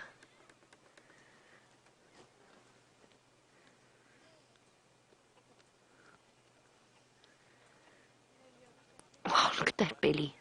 It's huge. So full of buffalo.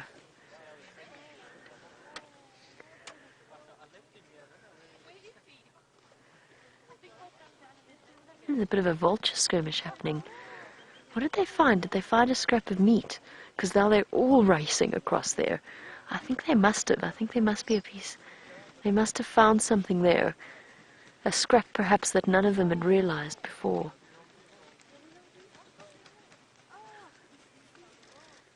This is an absolutely amazing sighting, and now all of the vultures raced forward to get at whatever it is, and because they are so busy fighting over it, the one that actually originally found it hasn't managed to gobble all that much down. It's been... There you go, there's just a scrap of meat there. Oh no, did it go in the water by any chance? I don't know where to look.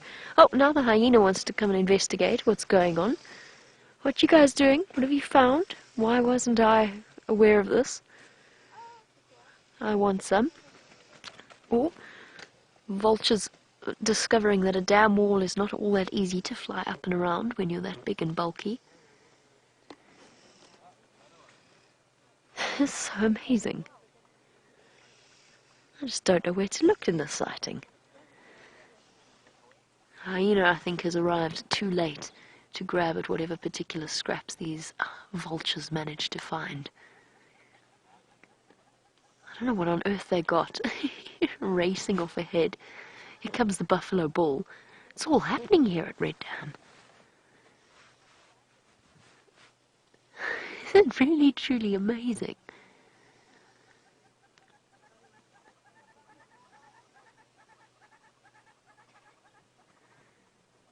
And I'm not sure if you can hear it, but every now and again one of the... Oh! Just goes to show, look. Watch the way that this buffalo bull descends towards Red Dam. They're surprisingly nimble animals, although I think this particular bull might have picked really the wrong path to go. This looks like a bad idea. Yep, I think he agrees with me. As does his friend, who is watching on.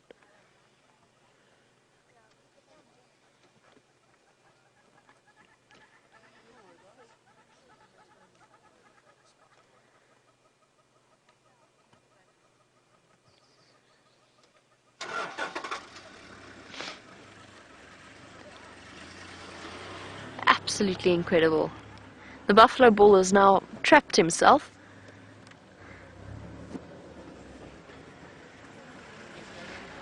Thanks, cheers guys. Just say goodbye to some of the other people on the back of the vehicle. And the hyenas doing a quick gentle sniff as part of their normal social bonding. And James Richard was wondering on the subject of, well, hyenas and vultures. He was saying that we have seen vultures eat lion scat before. Would they do the same to hyena scat? Yes, absolutely, and in fact more regularly so. Because it provides particularly for nesting females, it provides a very important source of calcium, much like the tortoises do as well. So vultures absolutely will eat hyena scat, make use of whatever it is they can find from it. What I was talking about earlier before I got distracted, our buffalo has decided to go a different route. There goes the other one. Running along. Let's reposition ever so slightly to watch this so we've got everything in view. Because the buffalo still haven't chosen the easiest descent.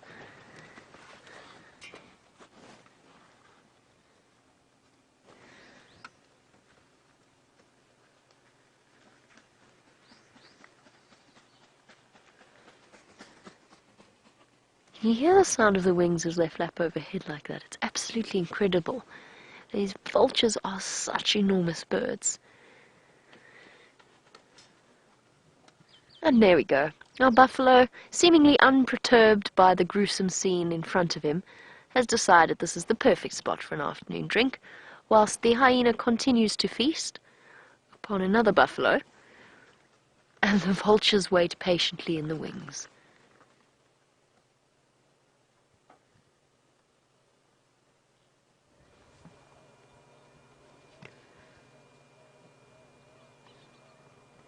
And yes, absolutely, that's a really good point from Madeline that I hadn't thought about, which was whether or not the terrapins will eat the submerged part of the buffalo.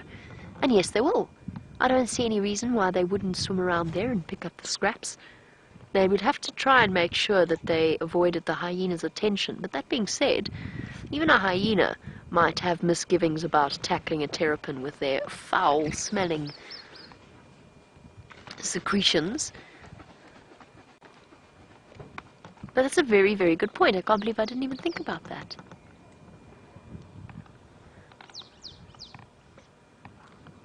And now, the vultures have gathered around a pile of elephant dung.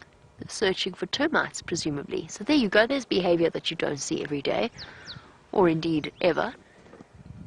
An absolutely incredible sighting. One of the things I do want to do is just hop onto the Game Drive channel. We're not going to leave here just yet, obviously, but I do want to just hop onto the Game Drive channel and chat to Herbert. So for now, let's go across to James for a quick update.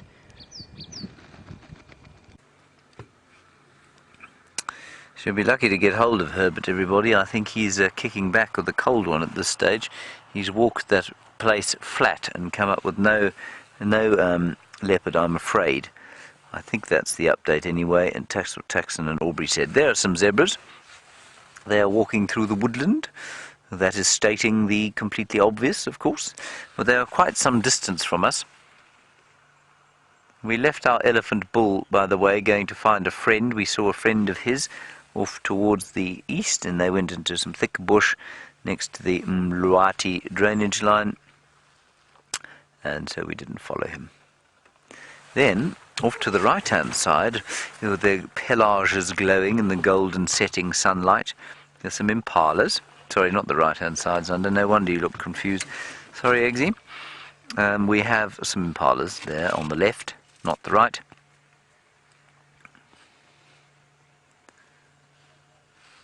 Very nice.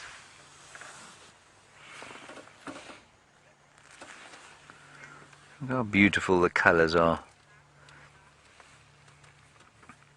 Interesting, Bethany.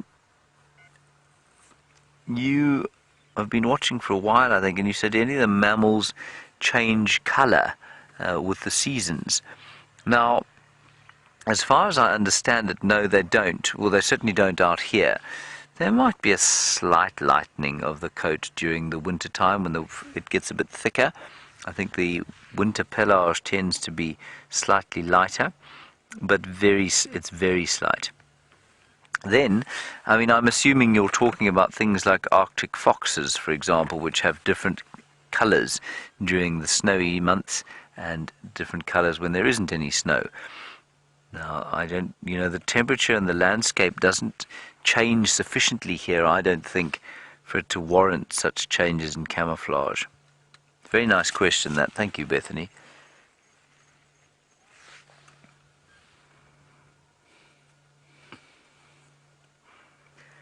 And they're eating some of that really good, I think, dry Cambritum forage that I read about earlier today.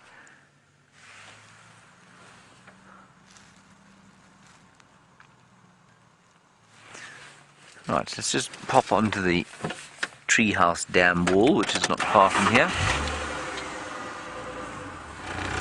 See if we come up with anything there. It's just over here.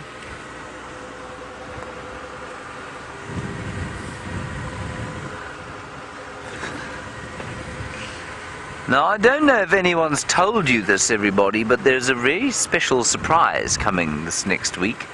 And I'm going to give you the surprise now. Well, I'm not going to give it to you, I'm going to tell you about it. This next week we're doing a whole lot of broadcasts to Australian schools. Now, of course, we have a favourite Australian here at Safari Live. Well, he's our only Australian, but he's still our favourite Australian. And that, of course, is Mr. H.T. Hayden Turner. And Hayden will be coming in for the course of the next week. And he's going to be talking to the kids in Australia, and he'll be sort of slotting into the drive rotation with the rest of us. And I think it's going to be marvellous to have him here. Nice fresh perspective on things. He hasn't been here for some time now, so it'll be great to have him back. And so that's something really to look forward to next week. And I think we're going to be talking to over 100 schools associated with the Taronga Zoo in Sydney. And just check out our blog page tomorrow. There'll be a blog describing exactly how it's all going to work.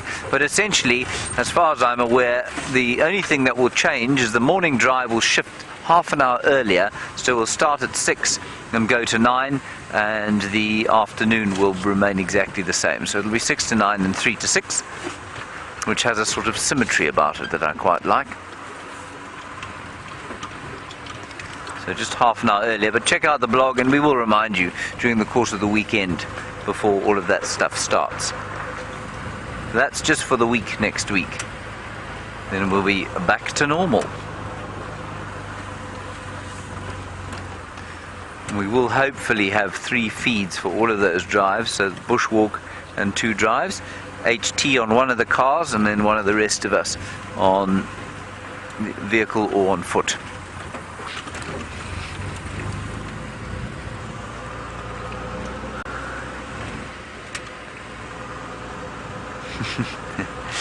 And I believe you're all very excited about that. Well, that's good. So you should be, I suppose. We're all quite excited too.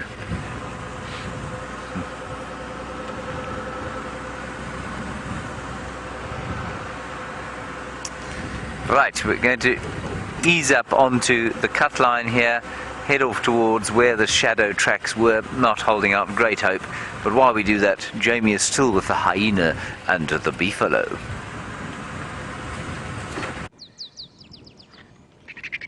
My plan is definitely to head back to where the last tracks of shadow were, but I cannot bring myself to leave this scene just yet. It's just so incredibly fascinating watching the dynamics at play, watching the different ways that the vultures interact with each other, interact with the hyenas, dodge them. And then a very good point that was raised by VM, which was just how clumsy vultures truly are in flight. That they're adapted to soaring high in the air. Oh, it was a bit of a skirmish there, resulting in a displaced vulture, looking for another dead tree to settle in.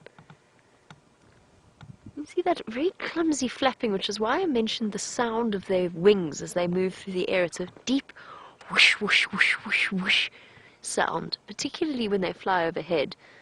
They're heavy birds. They're heavy and they're not very agile, and compared to our light, soaring heron that has decided to bypass his spot and perhaps search for... No, here he comes. He's just doing a much more graceful landing. Plop. Perfect. 10 out of 10. 9 out of 10. He put 1 foot out of place for that particular landing, compared to the vultures that kind of have the dung beetle approach to landing, which is just, well, if I aim roughly in the right place and absorb the impact with my feet and run a little bit, I should be fine. It's the crash landing approach. And as I said, dung beetles do it as well. They haven't quite got the landing mechanism figured out, and neither do vultures. Adapted, they are one of the birds that can fly the highest of all of the bird species. They're Ruppel's vulture, or the Ruppel's griffin, depending on whether or not you know that name, is recorded at flying at a height of 32,000 feet, roughly the height that a commercial jetliner will fly at. And that's what they're adapted for. Long periods spent in the air with those broad wingspans. When I say broad wingspans, you're probably looking at about 2 meters, wider than my arm span for the white-backed vultures, that catch the thermals and hold the bird up without them even having to try. Oh, so aggressive with each other sometimes. Unexpectedly so. Sometimes they're perfectly content to shuffle around each other, and then other times they're, I don't know, there's something about them that provokes each other.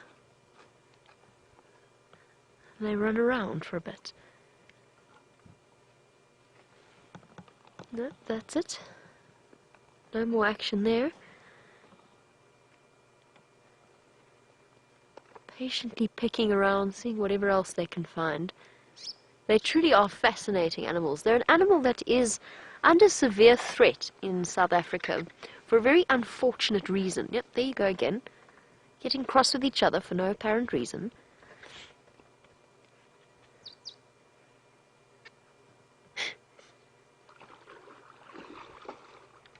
The hyena continues unconcerned, munching at the buffalo. But what I was going to carry on and say about the vultures was the fact that in South Africa there is this belief in some of the local communities that a vulture can bring you the power to see into the future, because there's a lack of understanding about the way in which vultures find their food and the way that they use their eyesight. There goes the hooded vulture in the middle of your screen going towards the water. The idea is that they predict where carcasses are going to be, because nobody quite, or there's a lack of understanding about the way that their eyesight works and how good they are at spotting things from their extreme height up in the air.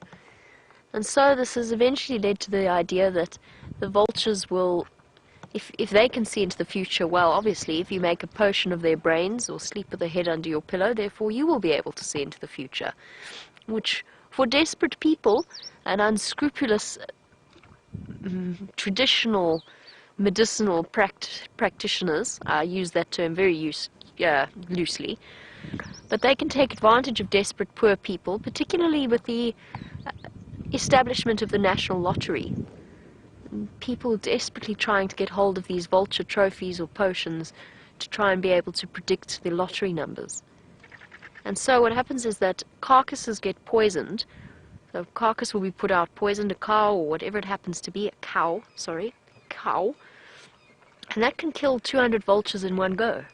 And those that survive, because the poison that they use is fat stored, those that survive, as soon as they get a little bit hungry, maybe go for a bit too long without a meal, immediately that poison takes hold once again as they start to metabolize their fat stores.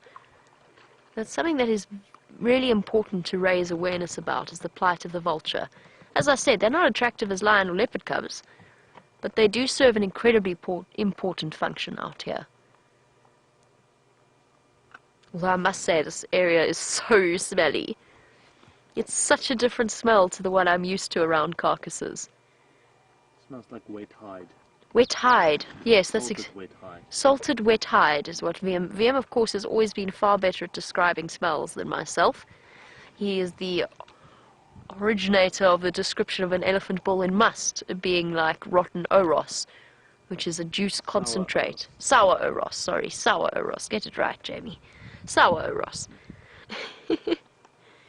So VM definitely comes up with the better descriptions. The last smell I tried to describe was that of a water buck, and I said it smelled like wet animal, which, you know, really helps. Very descriptive. VM definitely has a talent for it, so he's right. Salted wet hide is the smell that we're getting. I love the tail flicks from the hyena every now and again. And aviary. It really does smell like a dirty bird aviary to me as well.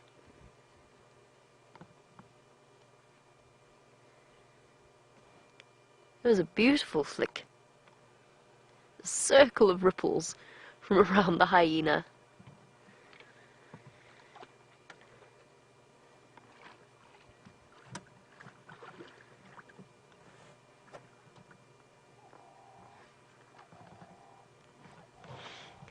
And Sarah, who is 18 years old, it's wonderful to have you as always.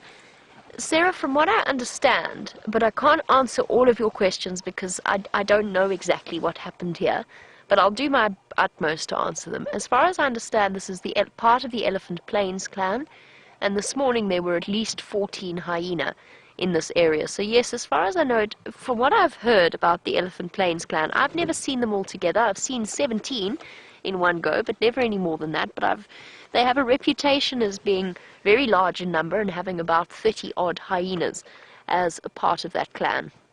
But that I cannot confirm, having never actually seen them properly all together. What you got there? Hyenas. Perfect. All lying up. These guys seem to have been feeding all night. I think they did kill this buffalo. I think my guess as to what happened here is that they chased this hyena, they chased the buffalo into the dam, surrounded it and wore it down until it was exhausted, and then managed to catch it in the water. There's not much water here, and hyena have never been afraid of getting their feet wet.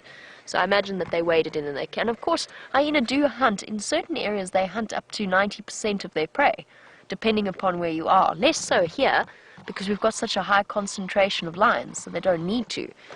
But in certain areas, they hunt almost predominantly for their food source.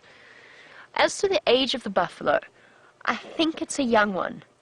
I think they probably cornered it. They probably hacked at the heels of the buffalo until they separated it and they cornered it here. I think it's young, but I honestly can't confirm that. It looks smallish to me, but then there's not really that much left on it for me to be able to confirm that. I don't think it was a fully grown buffalo bull. Let's put it that way. I think it might have been a sub-adult buffalo. But there I couldn't begin to tell you whether or not that was actually the case. Dragging it even further into the dam. There we go. There's a brief glimpse of its leg. It's a young bull. I mean, sorry, not a young bull, a young buffalo. I don't know if it was a male or a female, but it is young. Because although the rest of the leg is swollen from being soaked in the water, that hoof, to me, doesn't look like the size of a full-grown buffalo bull, or even a fully grown adult buffalo cow. Ew. It's such a weird smell. It just wafted over us in a fresh wave as the hyena repositioned the carcass. Yeah, I hope you're all feeling very prepared for dinner this evening. There goes the tawny eagle. Oh. Decided it's not worth the wait.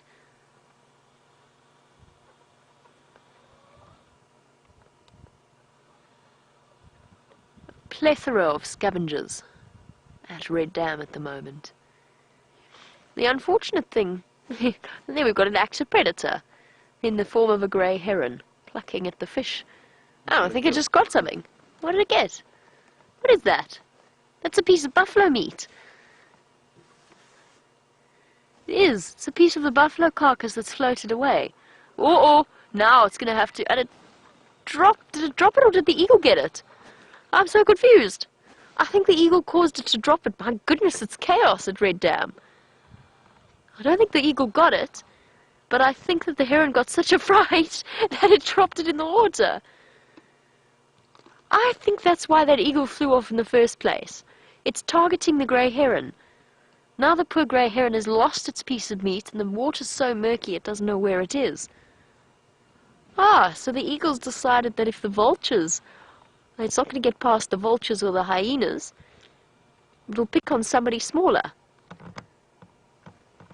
This is incredible. Might not have been a sighting of shadow, but it's definitely been worth paying a visit to Red Dam. Just to watch the end of the circle of life, in a way. Shame that poor heron. I feel quite sorry for it. All it did was pick up a scrap of meat. Is it going to find it again?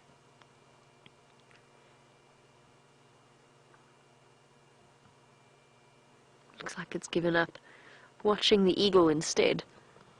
I think it knows that if it gets that big chunk of meat, it can't swallow it whole, and as soon as it puts it in its mouth, that eagle's going to come back towards it and try and steal it.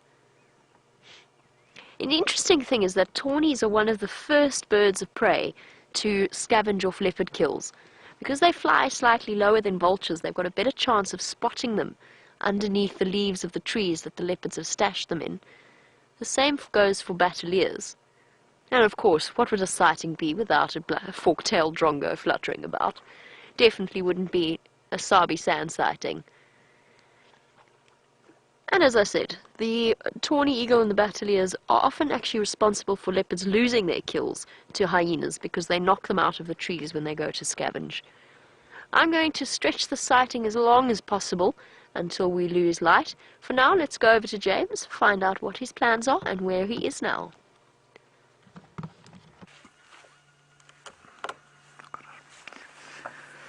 Look at that, everyone. Sorry to tear you away from the hyena, but from something pretty grim to something absolutely stunning. Isn't that nice? I think that is just so beautiful. And I am so now tempted, of course, to take many photographs of it and send them to my mother, who says I only take pictures of the sun. Hashtag. I think that's just too stunning for words. I'm not moving 1 inch until it's gone well below the horizon. And then we'll go back to the hyenas. I think Jamie's allowed to stay there for a bit longer. I mean, that truly is pretty spectacular, is it not?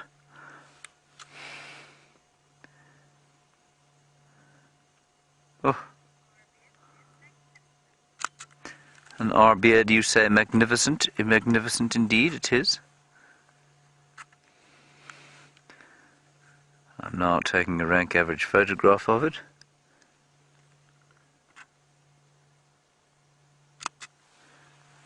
Very nice. Now, with any luck, Shadow will walk. Well, I mean, if she had any manners, what she'd do is climb straight into that tree and lay herself upon a branch silhouetted against the setting sun. We'll just get a little bit closer in there. The sun has now gone. I still don't really want to move, to be honest, because that picture is just rather too pretty. I can hear some zebras alarm calling, but I think they're probably talking to each other. They've been alarm calling at each other just about all day long.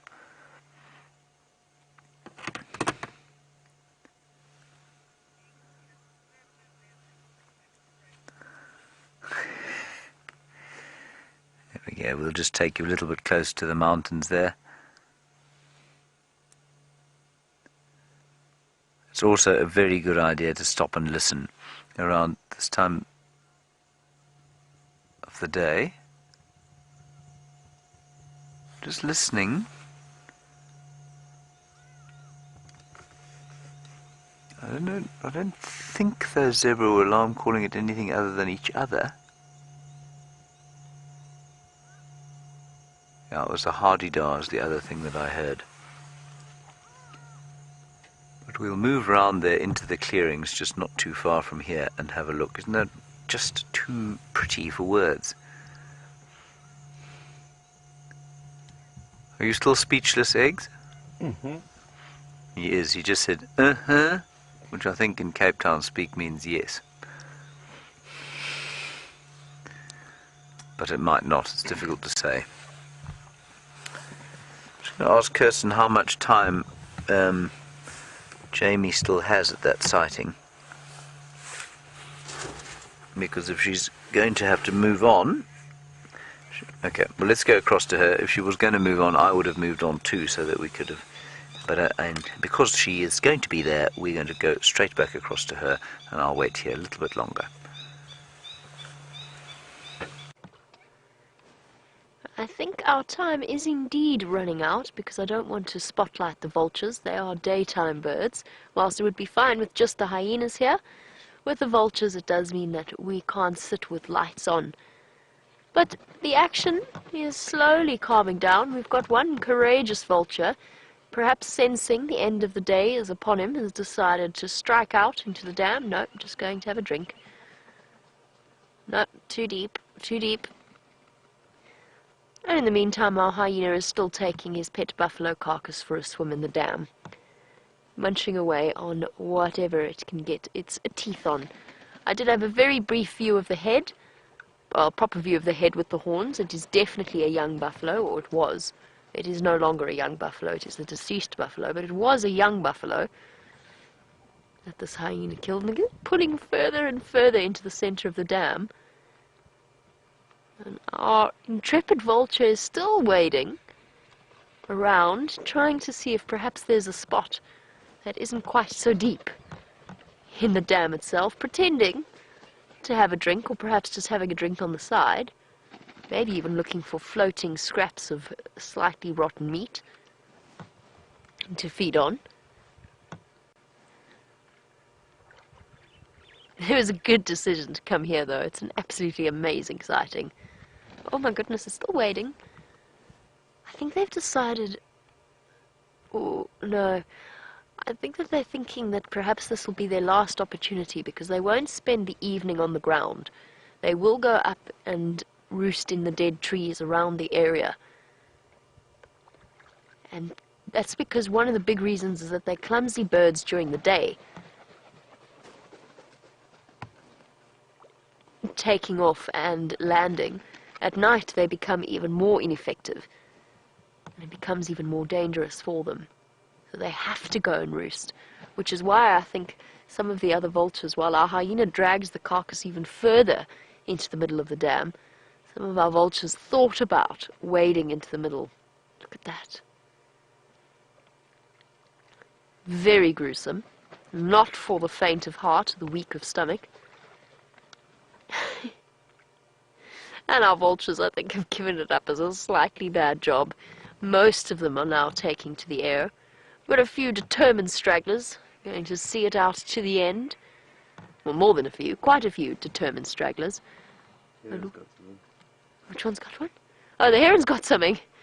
Bravo, heron! Well done. It's a frog. Is it a frog? It is a frog. Well, it might not have been the scrap of meat, but it's got a frog.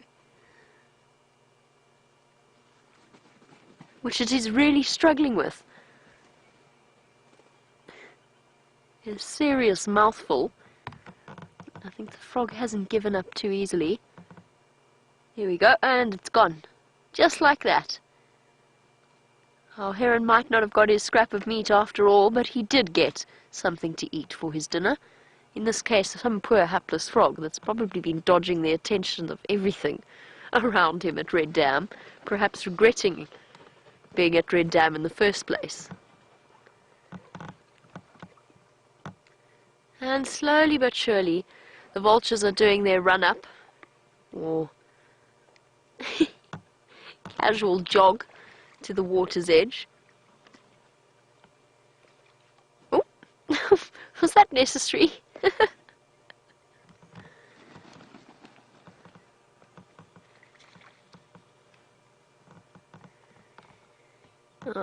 I think that this is a waiting game and a risk that the vultures took, and it hasn't been one that's going to be successful. They might have picked up a few scraps of meat.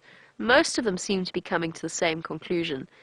But Lynn, if the hyenas were to leave now, you want to know whether or not the vultures would come and drag the carcass out of the dam towards the water's edge. I don't think so. What they might try and do is settle on it. That's something I have seen, is vultures trying to land on a carcass in water to try and feed off it. But it would be very, very difficult, and probably some of them would end up quite bedraggled, as a whole host of vultures would descend, and the others, those that were sitting on the carcass, wouldn't be able to keep their footing. They wouldn't have the problem-solving ability, I don't think. I've never seen it in action, at least. I don't think they'd have the problem-solving ability to work out that they'd need to pull it to the shore. They'd have to work together. One wouldn't be strong enough to do that. And that's not something that their avian brains are capable of working out.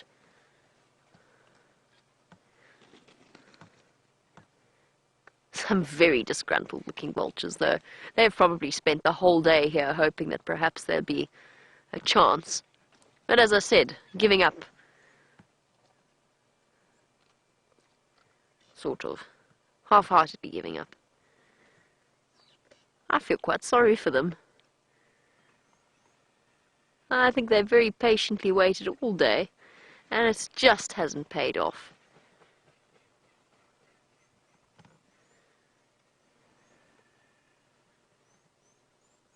And tomorrow, if we were to return here first thing in the morning, we would find a host of vultures, or a kettle, which is the correct pronunciation, the correct collective noun. I feel as though a wake of vultures to me is the best collective noun. A wake of vultures will be awaiting us at Red Dam before the day gets hot enough for them to take wing and start to use the thermals to look for more food. There's another grey heron coming in. Sorry, distraction. Huh. Nearly landed on our heron's head. Our heron's got something else. It's got its scrap of meat. And now the heron wants it. That's all happening here at Red Dam. Huh.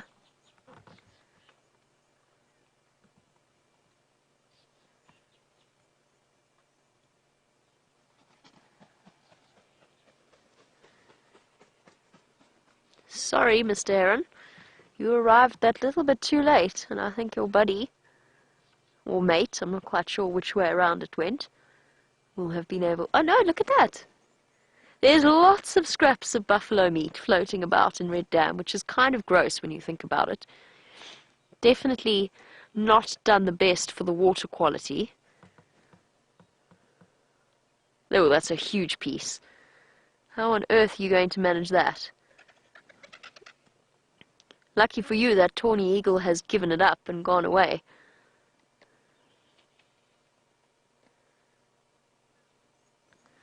Ah, sorry, Dina. My mistake. Apparently it's a wake of vultures only when they are feeding. Fair enough. I guess that makes sense.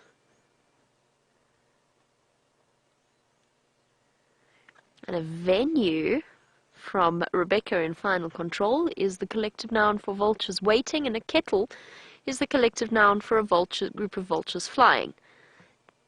I'm glad we've got so many descriptive collective nouns for the different state of vulture, whatever state they happen to be in. That's very interesting. Thank you for that. I don't know, I still feel they look so morbid when they're all clustered round. It really does. I still feel that wake is a better description. Might not be the official term unless they're feeding. But I actually feel it's even more appropriate when they're waiting.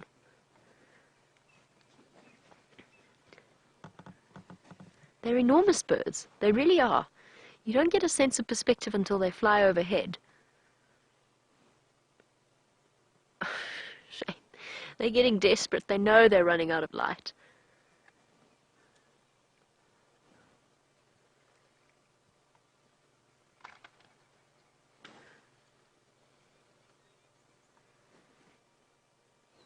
No such luck. Though our vultures have been unsuccessful, and our heron is not actually proving to be that successful. Sorry, I'm trying to watch several things out of the corner of my eye. Vim's doing a fantastic job of keeping track of the red dam action. It just hasn't quite managed that giant piece of meat that's in its beak. And then there were 4, 5, 4 now, or about to be 4, 5, yes, counting. That went well. About to be 4 left.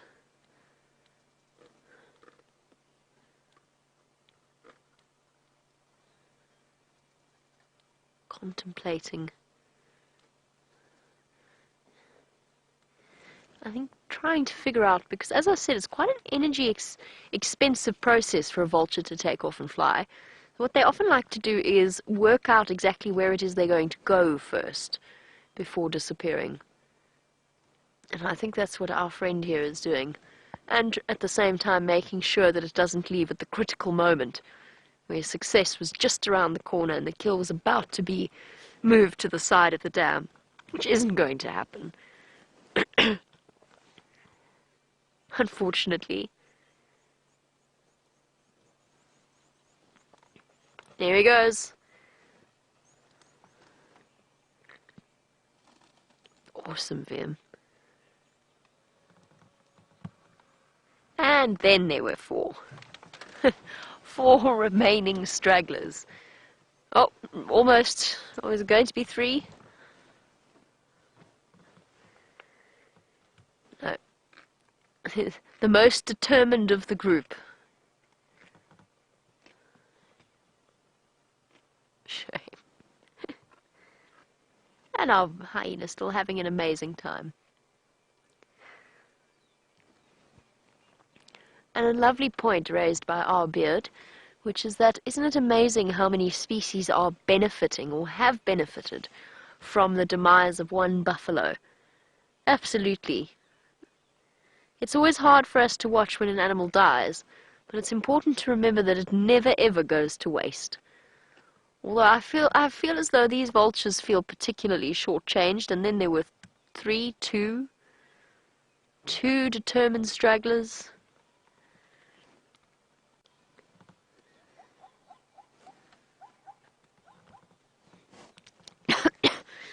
Some zebra fighting off in the distance. Oh, the 3rd has joined.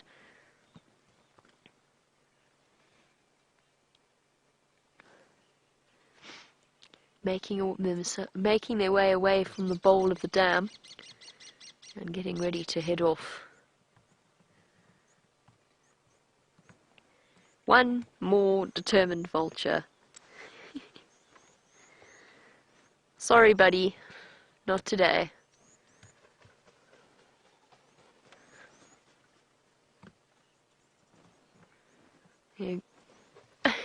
One last-ditch effort, having been abandoned by his fellows.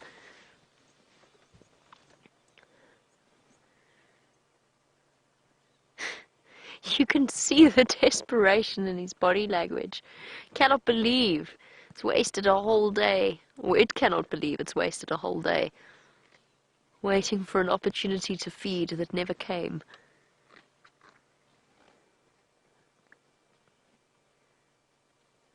I think that's it, buddy. It's time for you to go. You're not going to get lucky here. Everybody's left you. The Lonely Vulture. Sounds like the title of a wonderful book. While I wait to see whether or not our Lonely Vulture takes wing, let's go to James for an update.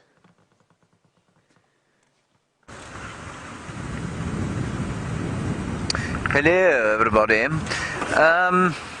Nothing to report. Did do a little bit of a drive down the double M break. What's it called? The triple M break. The road between us and Arethusa. And I found nothing there, I'm afraid. So, I don't know where Shadow's gone. The wild dogs were found, by the way. Remember the ones we were chasing around today, or trying to see if we could chase around? They crossed the boundary, obviously went to Sydney's Dam sometime during the day. That's why we originally went to Sydney's Dam this morning. And they were found by Taxon They were found by taxon on Buffelshoek, and they went off into the Manileti, which is to the north of us. So that's what's happened there. Then we came around here hoping to find little Shadsy baby, but unfortunately Shadsy baby appears to have, well, given us the slip, as it were. Anyway, we'll see what other creatures of the night we can find. Let me retrieve my spotlight, which Zander was very concerned about earlier. Eggsy, sorry.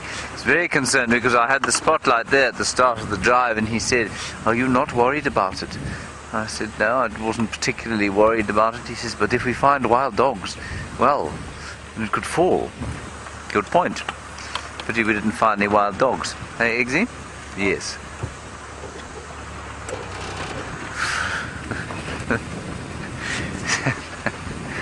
Poor old Eggsy's had about 75 nicknames in his 3 days of work. How long have you been here, Eggsy? Since Sunday. Since Sunday? Did you arrive the same day I did? Oh, I didn't realise that. I must have been suffering still from the after effects of my holiday. I'm sure I only noticed you on Monday. That doesn't say much for me, I must say. Well, now it's Friday, of course, the weekend. Eggsy, as you know, the weekends here are vastly different from the normal days.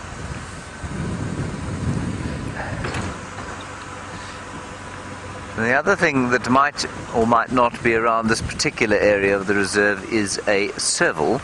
And the serval that Jamie had hunting was the one that lives around here. So maybe I'll be lucky there.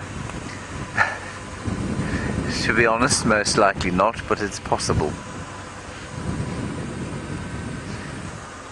Where this leopard is, I think is rather interesting. She's being rather shadowy, to be honest. For those of you who are new viewers, Shadow, a 9-year-old female leopard.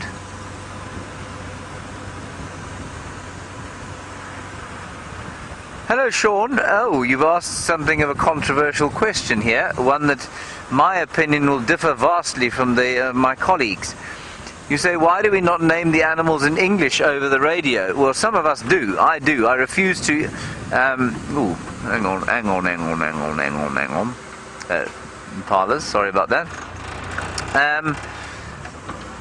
Most of the guides around here speak a kind of mixed Shangaan Zulu English, and it is, to my mind, a horrendous agglomeration of language that basically speaks to the laziness of people bothering to learn local languages. So I will only speak English on the radio, or I will speak Shangaan, but the other funny thing, game drive speak, I refuse to do. But the reason it's done like that is supposedly so that your guests don't hear what's been seen on the radio. Now, this has always struck me as utterly illogical, mainly because people who come to these reserves are not idiots. They wouldn't be here otherwise. They're not cheap to come to, which means that, you know, if you've got a certain level of wealth, often you've got a certain level of education. And secondly, they're out of the way. They're not obvious places to go. It's not like going to Ibiza in Spain. It's or to, you know, a sort of whirlwind tour of Europe that takes in the Leaning Tower of Pisa, Venice, and the Eiffel Tower in 2 days. I mean, you've got to know something about life to come here. Anyway, so to sit on a car and sort of say things like, "I have just found an ingwe," which means I have just found a leopard, just strikes me as a bit odd, because you've got educated people who are here to experience something. So my entire training was around the fact that we didn't ever do that. You always spoke English, you always told the guests what you were going to do, what you were going to try and find, and you'd include them in the tracking experience. So if somebody called in a lion on the radio, and they heard the radio, sometimes you try and keep it low so that it doesn't intrude on the drive. If it was close by, then you'd go and you'd show them. If it wasn't close by, then you'd say to them, I'm sorry, it's too far away, we'll try again tomorrow. Never ever once had a guest complain about that. Never once felt pressurized by a guest into going to something that I couldn't get to. So yeah, I think it's just crept in. I think it's the throwover, to be honest, a throwback to the 80s that I really don't think is necessary. So that's a long-winded sort of nighttime, not rant so much, but explanation as to why some guides use the Shangaan and or Zulu terms. Sometimes it's Shangaan, sometimes it's Zulu. It's all just a bit of a mix. Sometimes not even a word, like the word they use for wild dogs, madash. Nobody can tell me where that comes from. It's not a Zulu word, it's not a Shangaan word. So what it is, who knows?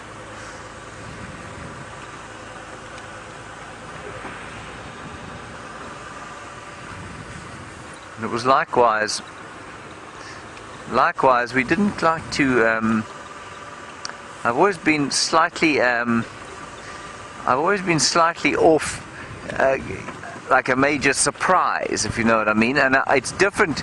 I guess it's different doing what we do here, because it's quite nice to have a surprise every now and then. But for me, it's almost like saying, I'm trying to keep you ignorant. If you've got guests on the back of your vehicle, I'd far rather say, listen, you know, somebody else has found something, or found some lions. Let's go and have a look. I just found it was much more authentic. That's just for my personality, though. So, in a long-winded way, that's how my guiding evolved. I am possibly, in fact, I'm definitely in a vast minority. So, that's just how it is with me. Okay, let's go across to Jamie the antelope. Really sounds like an unbelievable sighting you've had there with her. So I'll get her to gush a little bit more about its magnificence with you now.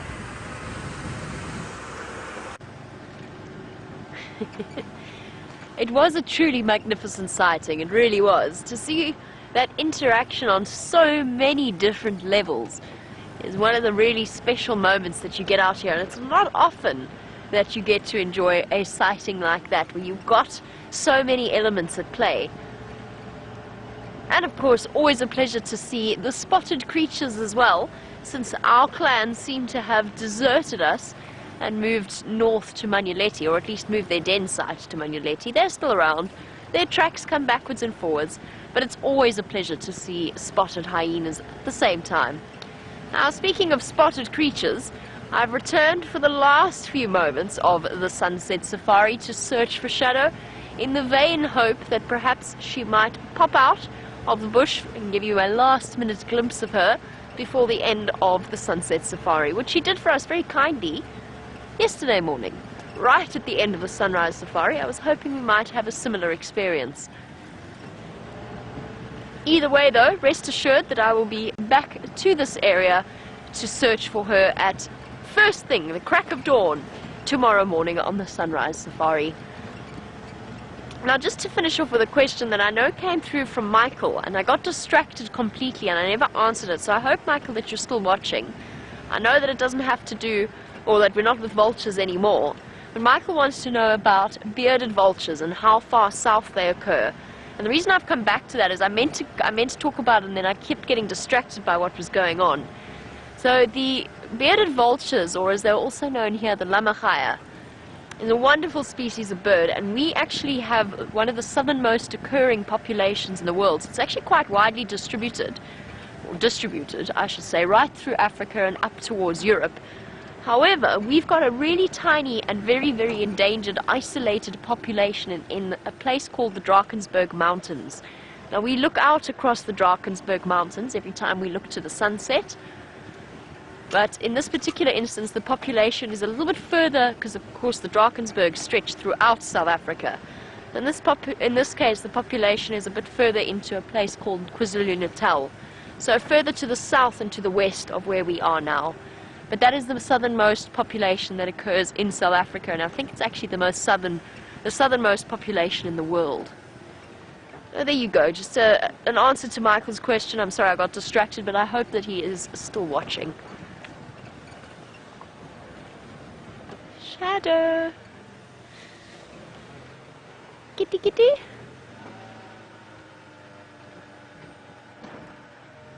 There's something over there, but I don't think it is a leopard. But there is something over there, and we're going to go and figure out what it is quickly. It's the right area and the right direction that she was heading in. Oh, no. Sorry. There's far too many eyes. Nope, it's a herd of impala. As soon as I saw more than one eye reflection, then I realized that was definitely not what we were going for.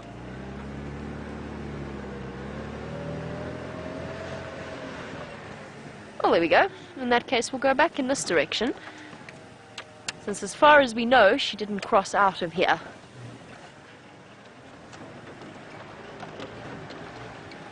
Perhaps she will be more successful with that herd of impala and manage to catch one while we're asleep, safely tucked away in our beds tonight.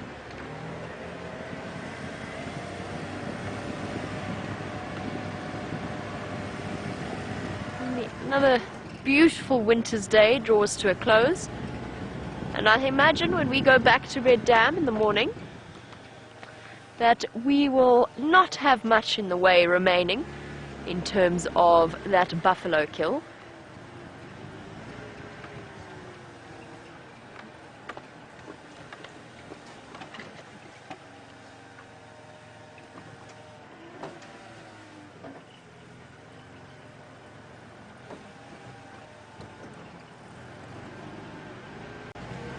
Sorry about that, I thought I saw something. But it was my imagination.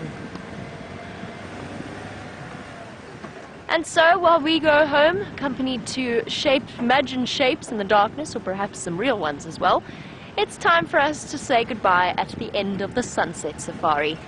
Now, a very big thank you to Vian for his fantastic camera work and keeping up with what was an incredible sighting, as well as to Kirsty and Rebecca in final control, and most importantly, a big and vast thank you, an all-encompassing thank you, an expression of gratitude to those of you watching across the world.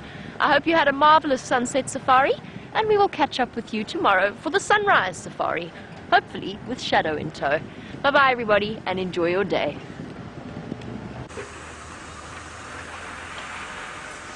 Well, here we are everybody, the gentle smoke of... No, let me try that again. Well, here we are everybody, the gentle smell of wood smoke filling our nostrils as we make our way towards a delicious meal, no doubt, cooked by the inimitable Amanda. It has been a very marvellous drive indeed.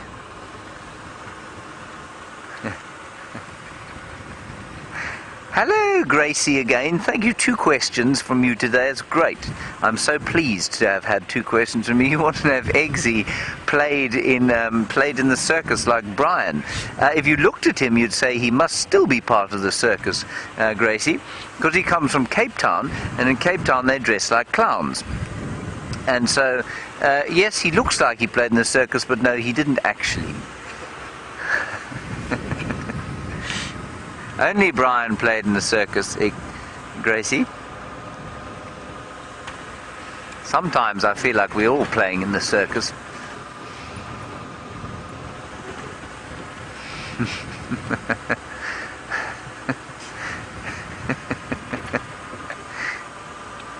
Yes, Gracie, it's very, very good to hear from you again, so you just keep talking to us.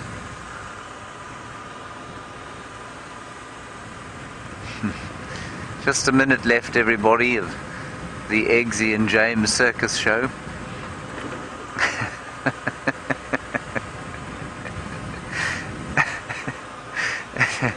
He's being very good sport about the names we've given him, I must say.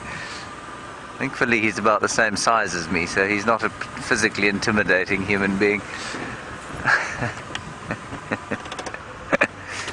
All right, everyone. That's going to be it from us today. Big thank you to all of you for coming on Drive, especially our new viewers. Thank you. And just to remind you, please tell us where you're from. We had someone from Romania today. What a joy that was. Thank you, Khanda, Eggsy, for all your efforts today. Big thanks to the final control of Kirsten and Rebecca, and of course to Jamie and Brian. We will see you tomorrow at 5 o'clock. No, we won't. 6:30. Bye-bye.